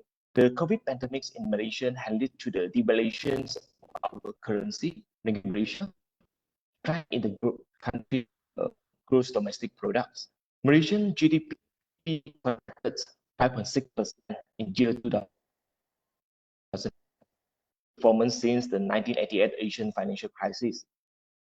Let us go into the SME segments. I believe everyone know about the SME, which is a small enterprise. The SME sector will contribute to 38% of and employ about 10 million. It is a negative effect ongoing pandemic. Economy is on the road to decrease the COVID, even though the risk is the ongoing crisis. In fact, background Malaysia, the governments and the Malaysian financial industry are to assist the individual and other businesses adversely affected by the COVID-19 to support the economic recovery and the safeguard livelihood of the Malaysians. Let's go to the next slide and we look at the challenges.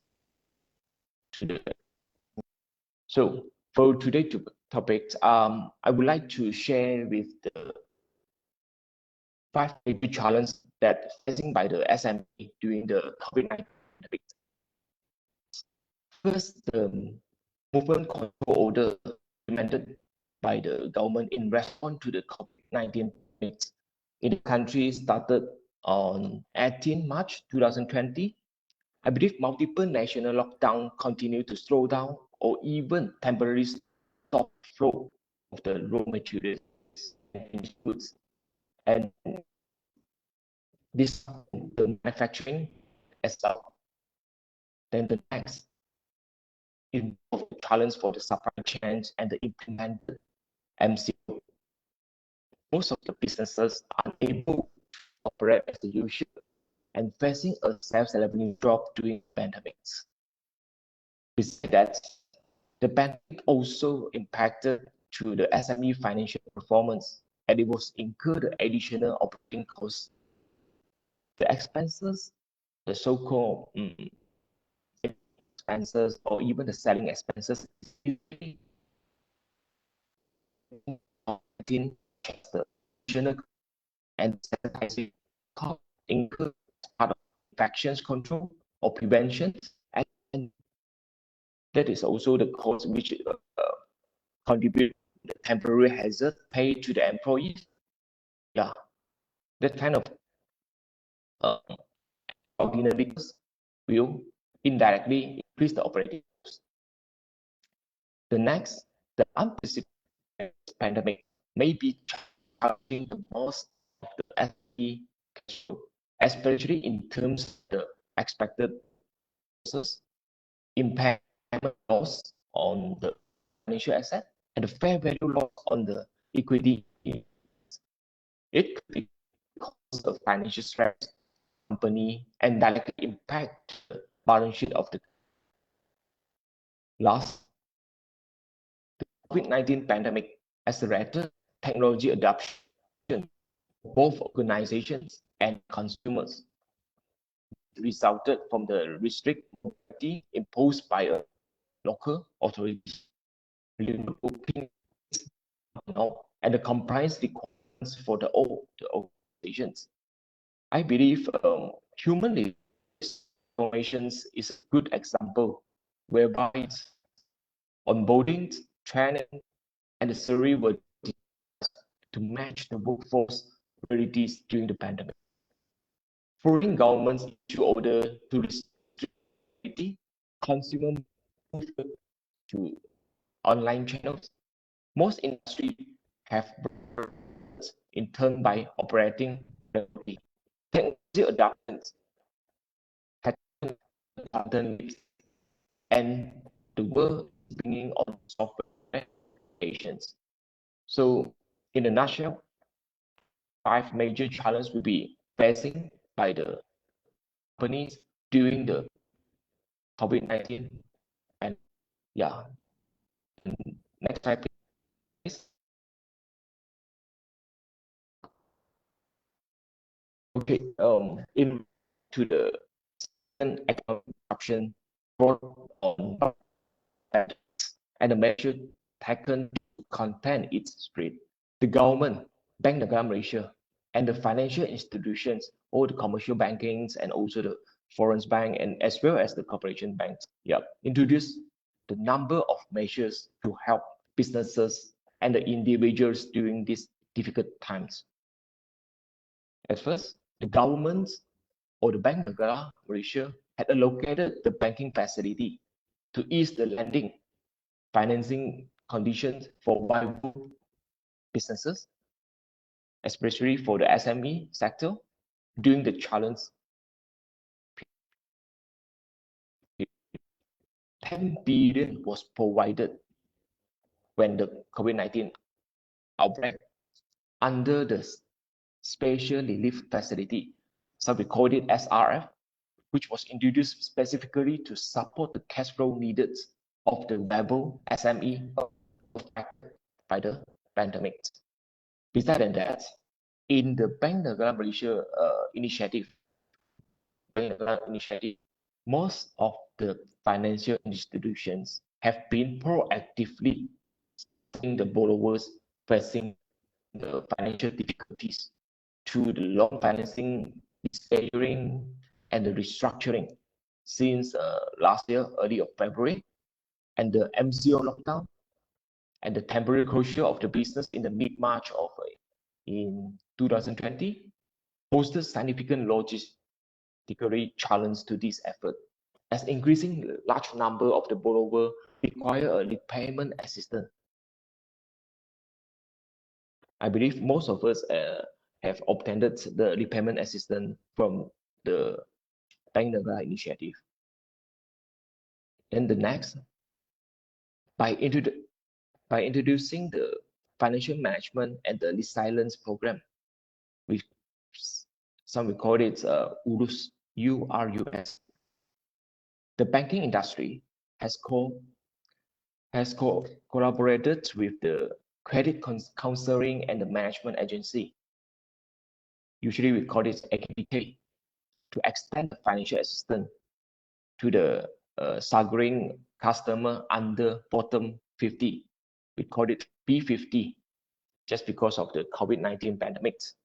The financial plan will encompass an interest or profit waiver for the 3 months or the 3 months interest profit waiver together with the reduced installment for a period of up to 24 months in total.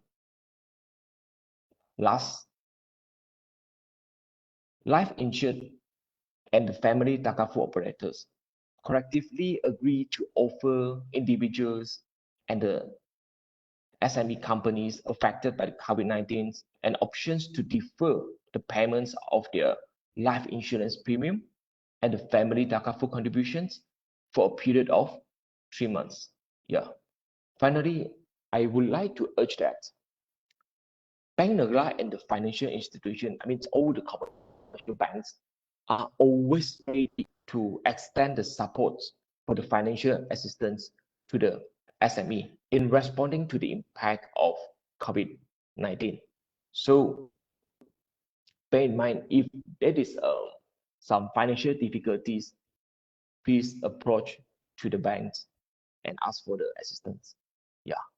That's all. Thank you so much, Jackson, for that presentation. It's about challenges and also way forward in the banking sector during and post COVID-19 pandemic. The next one, I would like to invite Mr. Stanley Missun, our alumni from our faculty, to present with us about the perspective of alumni on the challenges, solution, and implication towards sustainability. Mr. Stanley, please.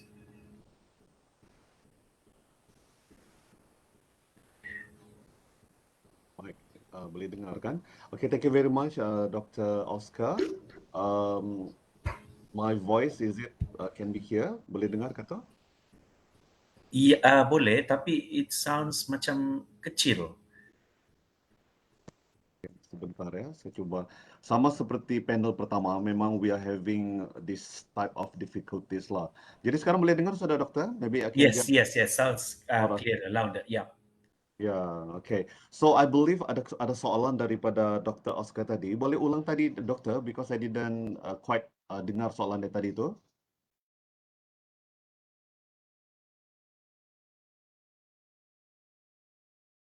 Sekarang tidak dengar saudara-saudara Dr. Oscar. Yeah, yeah, I think my microphone pun tertutup. Sorry, yeah. Yeah, there's no, I mean, I haven't posed any question for both panelists. I'm inviting you actually, Mr. Stanley, to share with us from the perspective of alumni on the challenges and also solution towards sustainability. Yeah. Okay, so I believe when we talk about what we are facing now di negara tercinta kita Malaysia in 2021, I believe semua terkesan akibat COVID-19 dalam pelbagai aspek, bukan sahaja dalam aspek career, tapi pada masa yang sama juga turut also affect our lifestyle dan banyak lagi. So, in order for us untuk menghadapi keadaan yang tidak terduga ni, the most important thing is that we need to know kita punya kekuatan kita punya, I believe kita punya kekuatan, kelebihan kita dan sebagainya. Dan saya mungkin boleh sharekan satu my slide, my sharing. Mungkin pihak technical boleh share the PowerPoint that I share. Kepada teknikal mungkin ada satu lah yang there is one term yang saya gunakan and I believe this can also be applied in our daily lives, khususnya dalam usaha kita menghadapi pandemik COVID-19 kita kali ini. Minta bantuan, Doktor? Ya, sekejap ya, Stanley.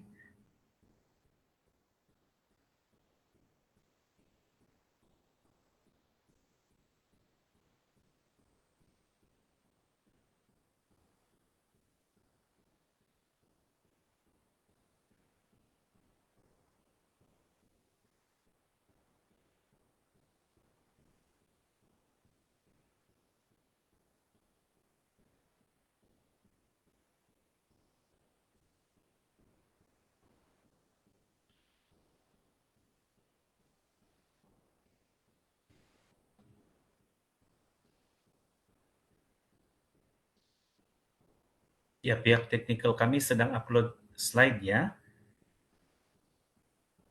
Okay, tidak mengapa, Doktor. Maybe sementara menunggu, maybe I can just share my thought on the tentang persoalan sebentar tadi.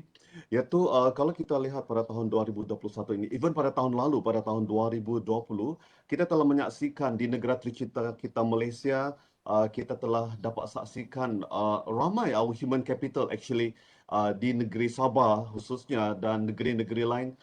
Dia punya the human capital is not working. Ya, maksud saya di sini, okay, nampak sudah saya punya slide di sini. Okay, so maybe saya boleh share sedikit tentang apa yang dalam slide presentation ini. Okay, kalau misal kata dalam slide ini kamu dapat saksikan, I'm basically working di Pejabat Pendidikan Daerah Tuaran ya. I'm working di sektor pembangunan murid. Walau bagaimanapun, pada tahun ini saya telah melanjutkan pelajaran saya di peringkat ijazah dan kini saya dalam kursus cuti belajar bergaji penuh dengan beasiswa Basically, I'm taking ijazah Dr. Falsafah Counseling di Universiti Malaysia lah, Doktor. Dan sebagaimana dikatakan oleh dengan Dr. Oscar sebentar tadi, saya sebenarnya merupakan alumni daripada Universiti Malaysia Sabah, di mana pengkhususan saya adalah Master in Human Capital Management pada tahun 2019 dan mempunyai ijazah sarjana muda dalam bidang counseling dan juga minor dalam English Literature. Jadi mungkin boleh move kepada second slide. Saya harap inilah slide yang mungkin maybe mungkin semua orang tertanya-tanya. I'm actually basically di penerima anugerah Icon Plums pada tahun 2019 sempena Majlis Anugerah Pasca Siswaza pada tahun 2019 lah. Dan untuk pengetahuan semua, berkaitan tentang soalan Dr. Oscar sebentar tadi tentang kita punya challenges ya, dan saya rasa saya boleh memberikan saya punya sedikit saya punya idea berkaitan tentang ini, di mana kalau kita lihat pada tahun 2019 ini, 2021 ini kita saksikan banyak skill-skill yang sudah tidak relevan pada tahun 2021. Betulkah tidak, Dr. Oscar? Yes, that is correct. Yes. Stanley, So basically, for example, maybe in 2015, the skills masih lagi bersesuaian. Tetapi pada tahun 2021 ini kita dapat saksikan, we can see a lot of banyak skill sudah tidak relevan, ya. So for example, skill-skill yang seperti menaip, contohnya menggunakan jari jemari, your typing contohnya, pada zaman 80-an atau 90-an is still relevant dan kita ada banyak typist yang boleh bekerja ketika itu. But in 2021 ada banyak skill sudah tidak relevan.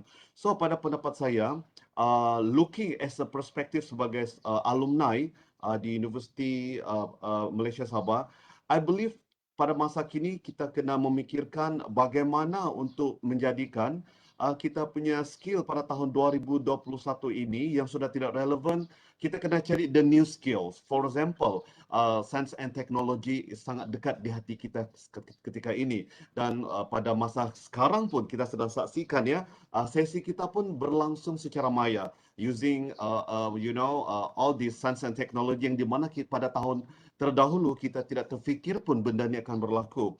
So in order for the human capital di negeri Sabah, di UMS dan di mana-mana sahaja, I believe sudah tiba masanya untuk kita melupakan skill-skill yang terdahulu dan fokus kepada skill-skill baru. Dan apabila kita sudah ada skill yang baru ini akan membuatkan kita lebih resilient, maksudnya lebih orang cakap lebih kompeten dalam menghadapi pasaran kerja di tahun 2021. So that is actually my point of view, Dr. Oscar, berkaitan tentang kita punya how the COVID-19 pandemic has affected the employment trends. Ya, memang sudah terang lagi bersulu. Mau tidak mahu untuk memastikan kita kekal relevan in 2021 dan juga tahun-tahun akan mendatang. I believe the most important thing is that kita kena cari new skills dan kita kena mempelajarinya. Forget skill-skill yang sudah tidak relevan untuk memastikan kita dapat diserapkan dalam mana-mana sektor dalam dunia pekerjaan di negara tercinta kita, Malaysia. So that's my thought, Dr. Oscar. Yeah, thank you so much, Stanley, for that thoughtful opinions on the relevancy of skills. Yeah, that is correct. Some of the skills can be seen as obsolete in a world post-COVID-19, and therefore there is a need for all employees as well as graduates to learn new and contemporary skills, in order for them to be resilient in the workplace and also in the industry. Yeah, maybe I would like to invite Dr. Jakaria to ask our panelist a question. Okay, thank you, Dr. Oscar. Maybe I would like to start with Mr. Jackson first. By the way, thank you very much to our keynote speakers, Dato George and Prof Ramayah. I'm actually graduated from School of Management, USM, and I always came across Prof Ramayah those of the days. Thank you, Prof, for joining our seminar. So to Mr. Jackson, I would like to introduce my center first. Actually, I am the director for Center for Sustainable Society Engagement.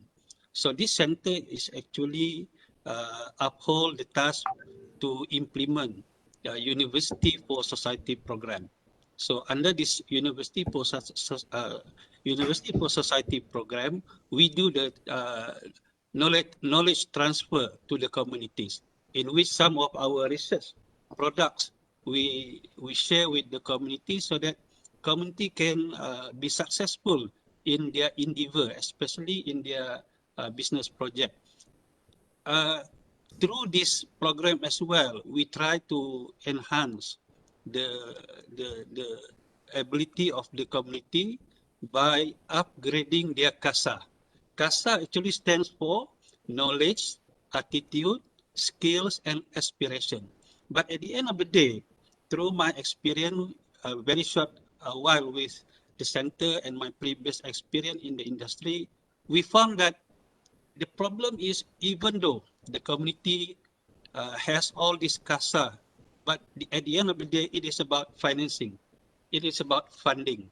So as we are now in the post-scary COVID era, many small and local companies, I'm talking about the communities, are actually facing financial issues and even struggling to meet the ends. So it would help if there are awareness and information on ways or assistance that financial agencies and of course the banks could help to support these local businesses for survival and earning profit. In relation to that, when we talk about community businesses or local projects, which are usually operated by association in the communities or groups of communities, they found it difficult actually to get financial assistance or loans from the bank.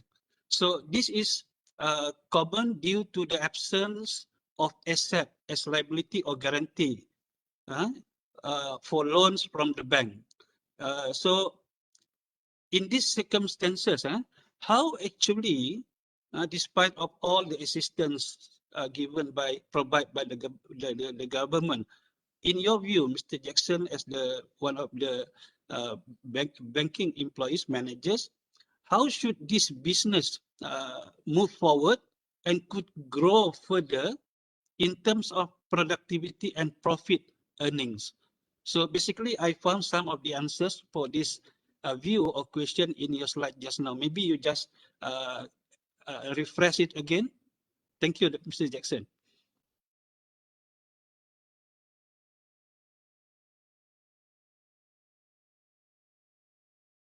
Yeah, hello. Can everyone hear me? Yes, Mr. Jackson. Okay, like I have mentioned before, in fact, the bank's still doing business, especially in terms of the lending or credits. Yeah. So when it comes to the SME, in fact, we are involved with several of the industry. So each of the business, they have their different kind of background, different kind of the operating cycles, and also their core business. So at first, the rule of thumb is always showing your actual business. I would say the actual operating cycle for your business to the bank, because most of the times, the bank officer will just ask some of the minimum documents like the financial statement and the bank statement to have a look, and in order to patch through their programs or even their credit parameter. But in fact, now they are not really identify the financial needs for that particular business or particular company per se. So the rule of thumb is trying to understand well about your core business and also your actual operating cycle and present it to the bank, and don't feel reluctant to share on this kind of information, a so-called secret recipe to your bankers. Okay, and the next could be trying to identify your repayment capacity to the banks. Yeah, so that is indirectly to show that the business is viable and sustainable in order to serve for the loan, because most of the times we grant the loan in terms of term loans or even the revolving credits. So that is about 3 to 5 years repayment. So that is why banks looking at the viable business and also the sustainable business. Yeah. I mean, I tried it. Most of the Okay, Mr. Jackson, thank you very much, Mr. Jackson. So my second question will go to Mr. Stanley. How are you, Mr. Stanley? Hello, Doctor. I'm doing great here. Do you enjoy? What is your EPL team? My soon to be share, Doctor. No, I'm actually asking Mr. Stanley, what is your team in English Premier League? Oh, okay. At the moment, let me keep that as a secret. Soon to be share soon. Okay, because my question, I will try to use the analogy from Manchester United perspective. We have, actually, I am Manchester United fan. So we have this new interim manager. The name is Ralf Rangnick. Okay, Ralf Rangnick. So when Ralf Rangnick, the interim manager of MU, was interviewed by press, I think 2 days ago before Manchester United's play against Crystal Palace. The interview referring to how actually Ralf Rangnick is going to change or to resurrect the Manchester United team performance.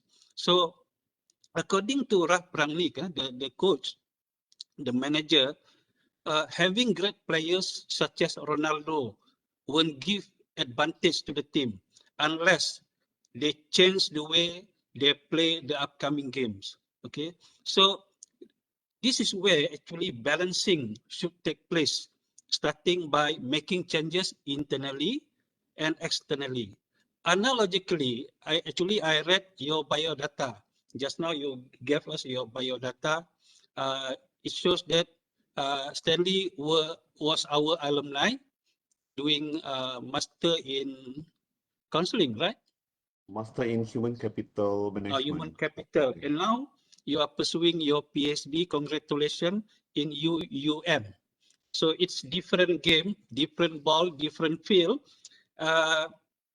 So as for now, you are doing your PhD at external ground in UUM. I'm trying to apply the analogy of playing football, yeah, Stanley. So last time you were doing your master in UMS. How do you find, because during our preliminary meeting, you introduced to us the STAR motivation, you know, S for superb, T for talented, A for, what is S, Stanley? A for ambitious. Ambitious, and R for? Ready. Ready. That's a very good motivation for students actually. So in other words, can you share with us what were the most challenging issues or that you had encountered while you were doing your master study in UMS, and if there is any different now while pursuing your PhD at other university? I'm referring to UUM, and possibly share with us whether the STAR motivation that you had last time need to undergo balancing. Remember last time you're doing master, now you're doing PhD. Last time you're doing it at UMS, at your hometown, now you're doing it at UUM. And possibly share with us whether the STAR motivation need to undergo balancing, considering the different level of the study and place of study. Thank you, Mr. Stanley. Yeah, thank you very much, Doctor. Wow, a very how to make in words. The question is very, very powerful. I need to, use melihat, looking that in many angles. But whatever it is, I believe the questions being asked just now is more on how can I adapt from a master to PhD. And then, as everyone knew, I am actually doing my master level. It's not easy actually for me to study during that time, because during that time I'm working as Tuaran district. I'm working in PPD Tuaran. I'm basically doing counseling. I'm coaching my counselors, and then I give motivational talk. And sometimes, doctor, I come across in one time. During that time, I'm basically in Nepal. I'm representing country for one international event in Nepal. Dan di sebelah malam tu, I'm rushing from the airport berlari-lari ke Universiti Malaysia Sabah just to make sure I didn't miss class with Dr. Oscar, with Dr. Sharon, Dr. Jennifer, Dr. Ramai lagi. So for me, that is actually the challenge that I face, whereby to stable my life as an officer, as a government officer, and at the same time to study. And I choose the mode of full-time student, not a part-time students, whereby during my master level, I managed to finish it within 1 year, and it's not easy actually. Bayangkan ya, can you imagine Dr. Jack, I call Dr. Jack, boleh lebih ni kan? During that time, I'm working start from 9 o'clock in the before 9 o'clock in the morning, and then I clock out from my office by 5:30, and then rushing from Tuaran ke UMS by 7 o'clock. Dan selesai selesai within a few hours, selesai lebih kurang. Normally we will finish our class by 10 o'clock during that time. And this is not one night session. This is, we're talking about 6 night session for 1 week. Okay, so, and at the same time also, since I choose to become a full-time student, and at the same time I'm a very dedicated worker. It's not easy actually. For the first 2 weeks, I can say, the first 2 weeks is actually, oh my God, it's very hard for me to put in words, but memang bukan senang lah. But I come across satu kali, doktor, one of your personnel told me, dia beritahu, tolong maklumkan dengan Stanley to change his mode from full-time student to become part-time student, di mana he can finish the master within 2 tahun instead of 1 year. So that is actually things that I heard also. Tapi I took that as a challenge, because kalau Dr. tengok, maybe we can share my slide presentation. Maybe the technical can share the star slide presentation. Maybe lebih jelas lagi. Boleh ke tu, Doktor? They share the slide supaya nampak lebih people can see what is actually I'm talking about. Mungkin ada yang tertanya-tanya, apa ini Stanley cakap ni? So maybe I can share one slide di sini. Sudah kena share ke doktor? Ya, okay, ada di sini. Mungkin the next slide lagi. Okay, this one. So kalau kita tengok di sini, during 2018, waktu saya belajar, when I'm still studying in Universiti Malaysia Sabah, boleh lihat di sini during that time, surprisingly, I was awarded actually outstanding leadership awards in Dubai, United Arab Emirates. During that time, doktor, saya berteriak-teriak di kampung ya, bila kita call, they all the way from Dubai contacted me, and then I need to go to Dubai to receive that awards. During that time, we just finished our law class with Madam Sarija. So during that time, berteriak-teriaklah kami semua. I still remember saya, Nico, some of my friend, because saya terkejut, because bayangkan, kita sangat jauh berada di negeri Sabah, and then tiba-tiba dipanggil ke Dubai to receive these awards. I think this is, I'm very speechless. So bayangkan, waktu saya belajar ini pun saya telah mendapat anugerah Outstanding Leadership Awards. Dan pada masa yang sama, I also awarded in Sydney, Australia, Youth and Humanitarian Awards di Sydney, Australia. Waktu sedang belajar, ya. So dan sebaik sahaja selesai belajar, I didn't stop. Ya, I keep on doing things that I love to do. Contohnya, my focus lebih kepada counseling and humanitarians, and di Canada in last year, and this year I also received one awards, Iconic Achiever Awards from Thailand dan juga Best Asian apa nama dia tu. Boleh cek lah di Facebook saya, si Stanley ada di sana. So apa yang what I have done is that I use this concept, very simple, star. Star ni bukan bermaksud bintang di langit ya, macam artis dan sebagainya. What I'm trying to say is that star ni is actually S is superb, second is talented, third is ambitious, and keempat adalah ready. So this is actually I've been applying this since the first day I'm with Universiti Malaysia Sabah, Doctor. Maksudnya saya in order for me to mata saya tu jelas dan bergerak seiring dengan my cognitive mendengar segala lecturer-lecturer daripada lecturer-lecturer yang hebat. Mari kita berikan tepukan yang paling gemuruh lah kepada FPEP. They have a very amazing lecturer. This is something that I cannot deny dan sebagai seorang alumni from UMS, saya banyak belajar daripada mereka. For example, we learn a lot of things from Dr. Sharon, ya, dia share about bagaimana human capital working dan pada masa yang sama to know our right. Macam-macam kami belajar. Dan juga, for example, Dr. Prof Jen, for example, she taught us about how to learn more about this human capital management in specific. Jadi benda ni sebenarnya adalah sesuatu yang baru bagi saya because my degree is actually in counselling. But I believe as an officer di government, I need to know pengurusan modal manusia because the human capital is our asset. Yeah, whether we like it or not, this is actually sangat-sangat penting to any organization if they want their organization to achieve these competitive advantages. Bravo to all the lecturers. The competitive advantages I learned beberapa kali daripada kelas Dr. Oscar,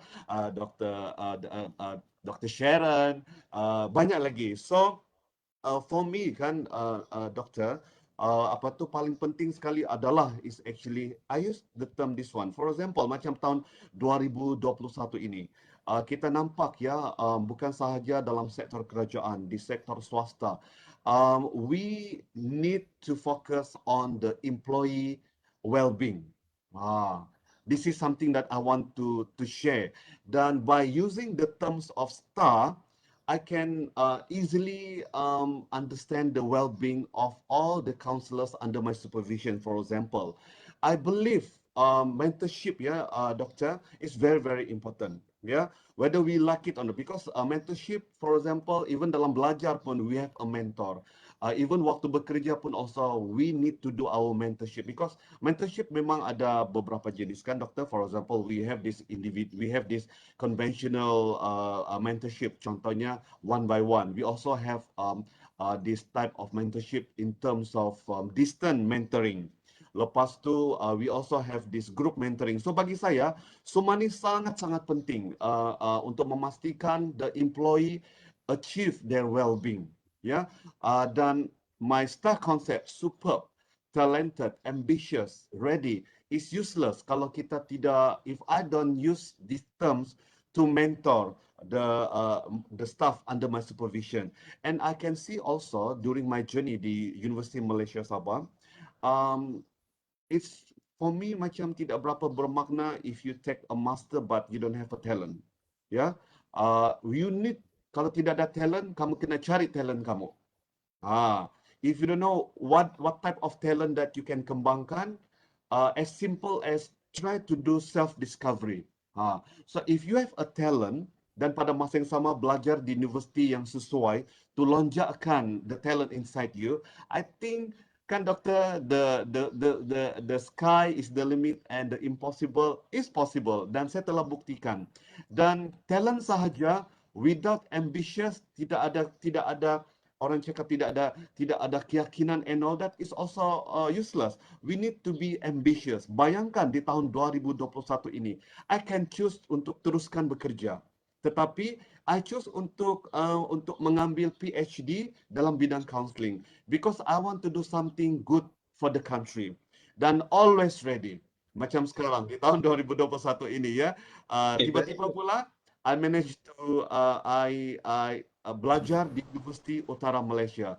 and this is actually from MOE lah, doktor. Dan kalau saya tidak sedia, saya rasa kamu boleh nampak wajah saya di sini ni bukan lagi dalam keadaan macam CR Stanley kamu nampak di UMS. You can already see my hair is falling. And then my eyes pun mungkin bertukar menjadi hijau dan sebagainya. But I am ready. Yeah. So whatever it is, macam metafora yang digunakan oleh doktor sebentar tadi tentang permainan bola. Kalau mereka tidak ada this four type of style that I share just now, saya rasa mereka pun tidak boleh mencapai apa kejayaan mereka pada tahun 2021. And I believe as the alumni of FPEP, yeah, the star concept that I use since my first day di Universiti Malaysia Sabah, yeah, it's very simple, tapi telah dibuktikan dan masih lagi relevan di tahun 2021. We need to always ready. Kita tidak ada pilihan. If you choose untuk tidak bersiap sedia, kamu akan ketinggalan nun jauh di belakang. Ya, you need to always ready, always ambitious. Kadang-kadang ambitious ni bukan saja ditengok melalui the laras bahasa yang digunakan, doktor, the command of English and all that. Tapi perlu diselarikan dengan kamu punya tindak tanduk. Dan tindak tanduk inisiatif kamu punya usaha ini bermula dengan talented, and of course you need to be superb. Yeah, so this is actually my sharing on the question. Harap dapat menjawab. Saya ni doktor, kalau diberikan soalan sebenarnya macam 3 minggu lalu I've done Malaysia Books of Record, longest non-stop live broadcasting for 24 hours. Sebenarnya saya boleh bercakap banyak, tapi saya sedar diri masa pun sangat mencemurikan kita. So I believe untuk soalan Dr. Jack sebentar tadi, being an alumni FPEP Universiti Malaysia Sabah, use this term star, superb, talented, ambitious, and ready. Bagi saya sangat bermakna bagi saya, yeah, and then sangat relevant. And I believe all the human capital out there can use the star concept to reach your competitive advantages. Trust me, if you are superb, you are talented, if you are ambitious, and always ready di mana-mana paksi kerjaya Anda, I believe if dengan strong determination and nawaitu yang ikhlas untuk berkarya, I think you can also achieve the greatness in whatever things you do in 2021. And remember, mentoring is very, very important di mana-mana kita berada. So that's my share lah, Dr. Jack. Thank you, Stanley. I think you will be one of the rank for our postgraduate students attending this seminar. So thank you very much. I pass back the baton to Dr. Oscar. Thank you, Dr. Oscar. Yeah, thank you, Dr. Jake. If I can summarize just now, yeah, it's what Mr. Stanley have mentioned. You know, I mean, well-being in the workplace is a way forward. Yeah, but besides the smart initiative which was being quoted by Mr. Stanley just now, it can help to build a resilient workforce in the world post COVID-19. Yeah, and on that note, I guess that's it for the panel discussion. So we'd like to thank our two panelists, Mr. Chung and also Mr. Stanley Missun, as well as Dr. Jakaria Dasan, my co-moderator for the session. Thank you so much for your time, and thank you so much as well for spending your time with us this morning for this panel discussion. And I would like to conclude the session by thanking Dr. Sharon and all the committee members for organizing this seminar. Thank you, everyone. Over back to you, Mr. Dato, for the concluding remarks. All right. Thank you very much, Dr. Oscar Dasin and Dr. Jaka Dasan, for being the moderators of the session today. I'm glad that today we had Mr. Jackson Chung, who is the Business Center Manager, Alliance Bank Malaysia, who actually has provided the insight of the banking industry and the challenges and the resources that can be provided to all. Secondly, our beloved students, Mr. Stanley Missun, who was always active in our class, remember this, for being the alumni and shared the STAR's perspective on these particular discussions. So thank you once again to the invited speakers for the panelist sessions, Mr. Jackson Chung and Mr. Stanley Missun. All right. Thank you once again to the both moderators, Dr. Oscar and Dr. Jack, for the moderations of the sessions. So now I would like to proceed with the closing ceremony, which will be represented by Dr. Sharon Tor Pesong, Conference Chair, presenting Dr. Razila Asid, Deputy Dean of Research and Innovation of VA, Universiti Malaysia Sabah, for the closing remarks. So without further ado, let us invite Dr. Sharon Tor Pesong, the Conference Chair of the Seminar on Business and Management 2021. Thank you, Dr. Razali. So on behalf of the Deputy Dean, Faculty of Business, Economics and Accountancy, Universiti Malaysia Sabah, first of all, good afternoon, ladies and gentlemen. I would like to express my sincere gratitude to the keynote speakers, Yang Berbahagia Dato George, Lim Chung, and Professor Ramayah Thurasamy. Your kind gesture is invaluable and have added meaningful value to the conference participants. Okay, I thank you for your time and the knowledge and experience shared during the conference. Secondly, thank you to both invited speakers, Mr. Jackson and Mr. Stanley. Your contribution for the panel section has made the conference more lively and fruitful for the insight discussed during the session. Your presence made the event meaningful to the participants. To all participants, congratulations for the papers presented and hoping that you will get constructive feedback throughout the parallel session. Finally, I would like to thank you and congratulate committee members for organizing the seminar and ensuring that it proceeds smoothly. I thank you once again for your participants and wish you all the best. Thank you. Thank you very much. So the seminar chair for the Seminar on Business and Management 2021. So in behalf of the organizing committee, we would like to announce that the attendance link for the forum, especially to the Universiti Malaysia Sabah students and the academics or staffs, have been provided on the chat box. Kindly fill in the attendance form for your students' IDP points to be recorded in the system. And for staff as well, you will be rewarded for the IDP point as well. So the sessions for the parallel sessions will be provided in the chat box as well. So stay tuned in the Webex later on for the concurrent sessions. On behalf of the organizing committee, once again, we appreciate all of your attendance and thank you for taking up your time out of your busy schedules to be with us on today. Hopefully, on next year, we'll be organizing the second seminar once again. So thank you very much and have a good day, ladies and gentlemen.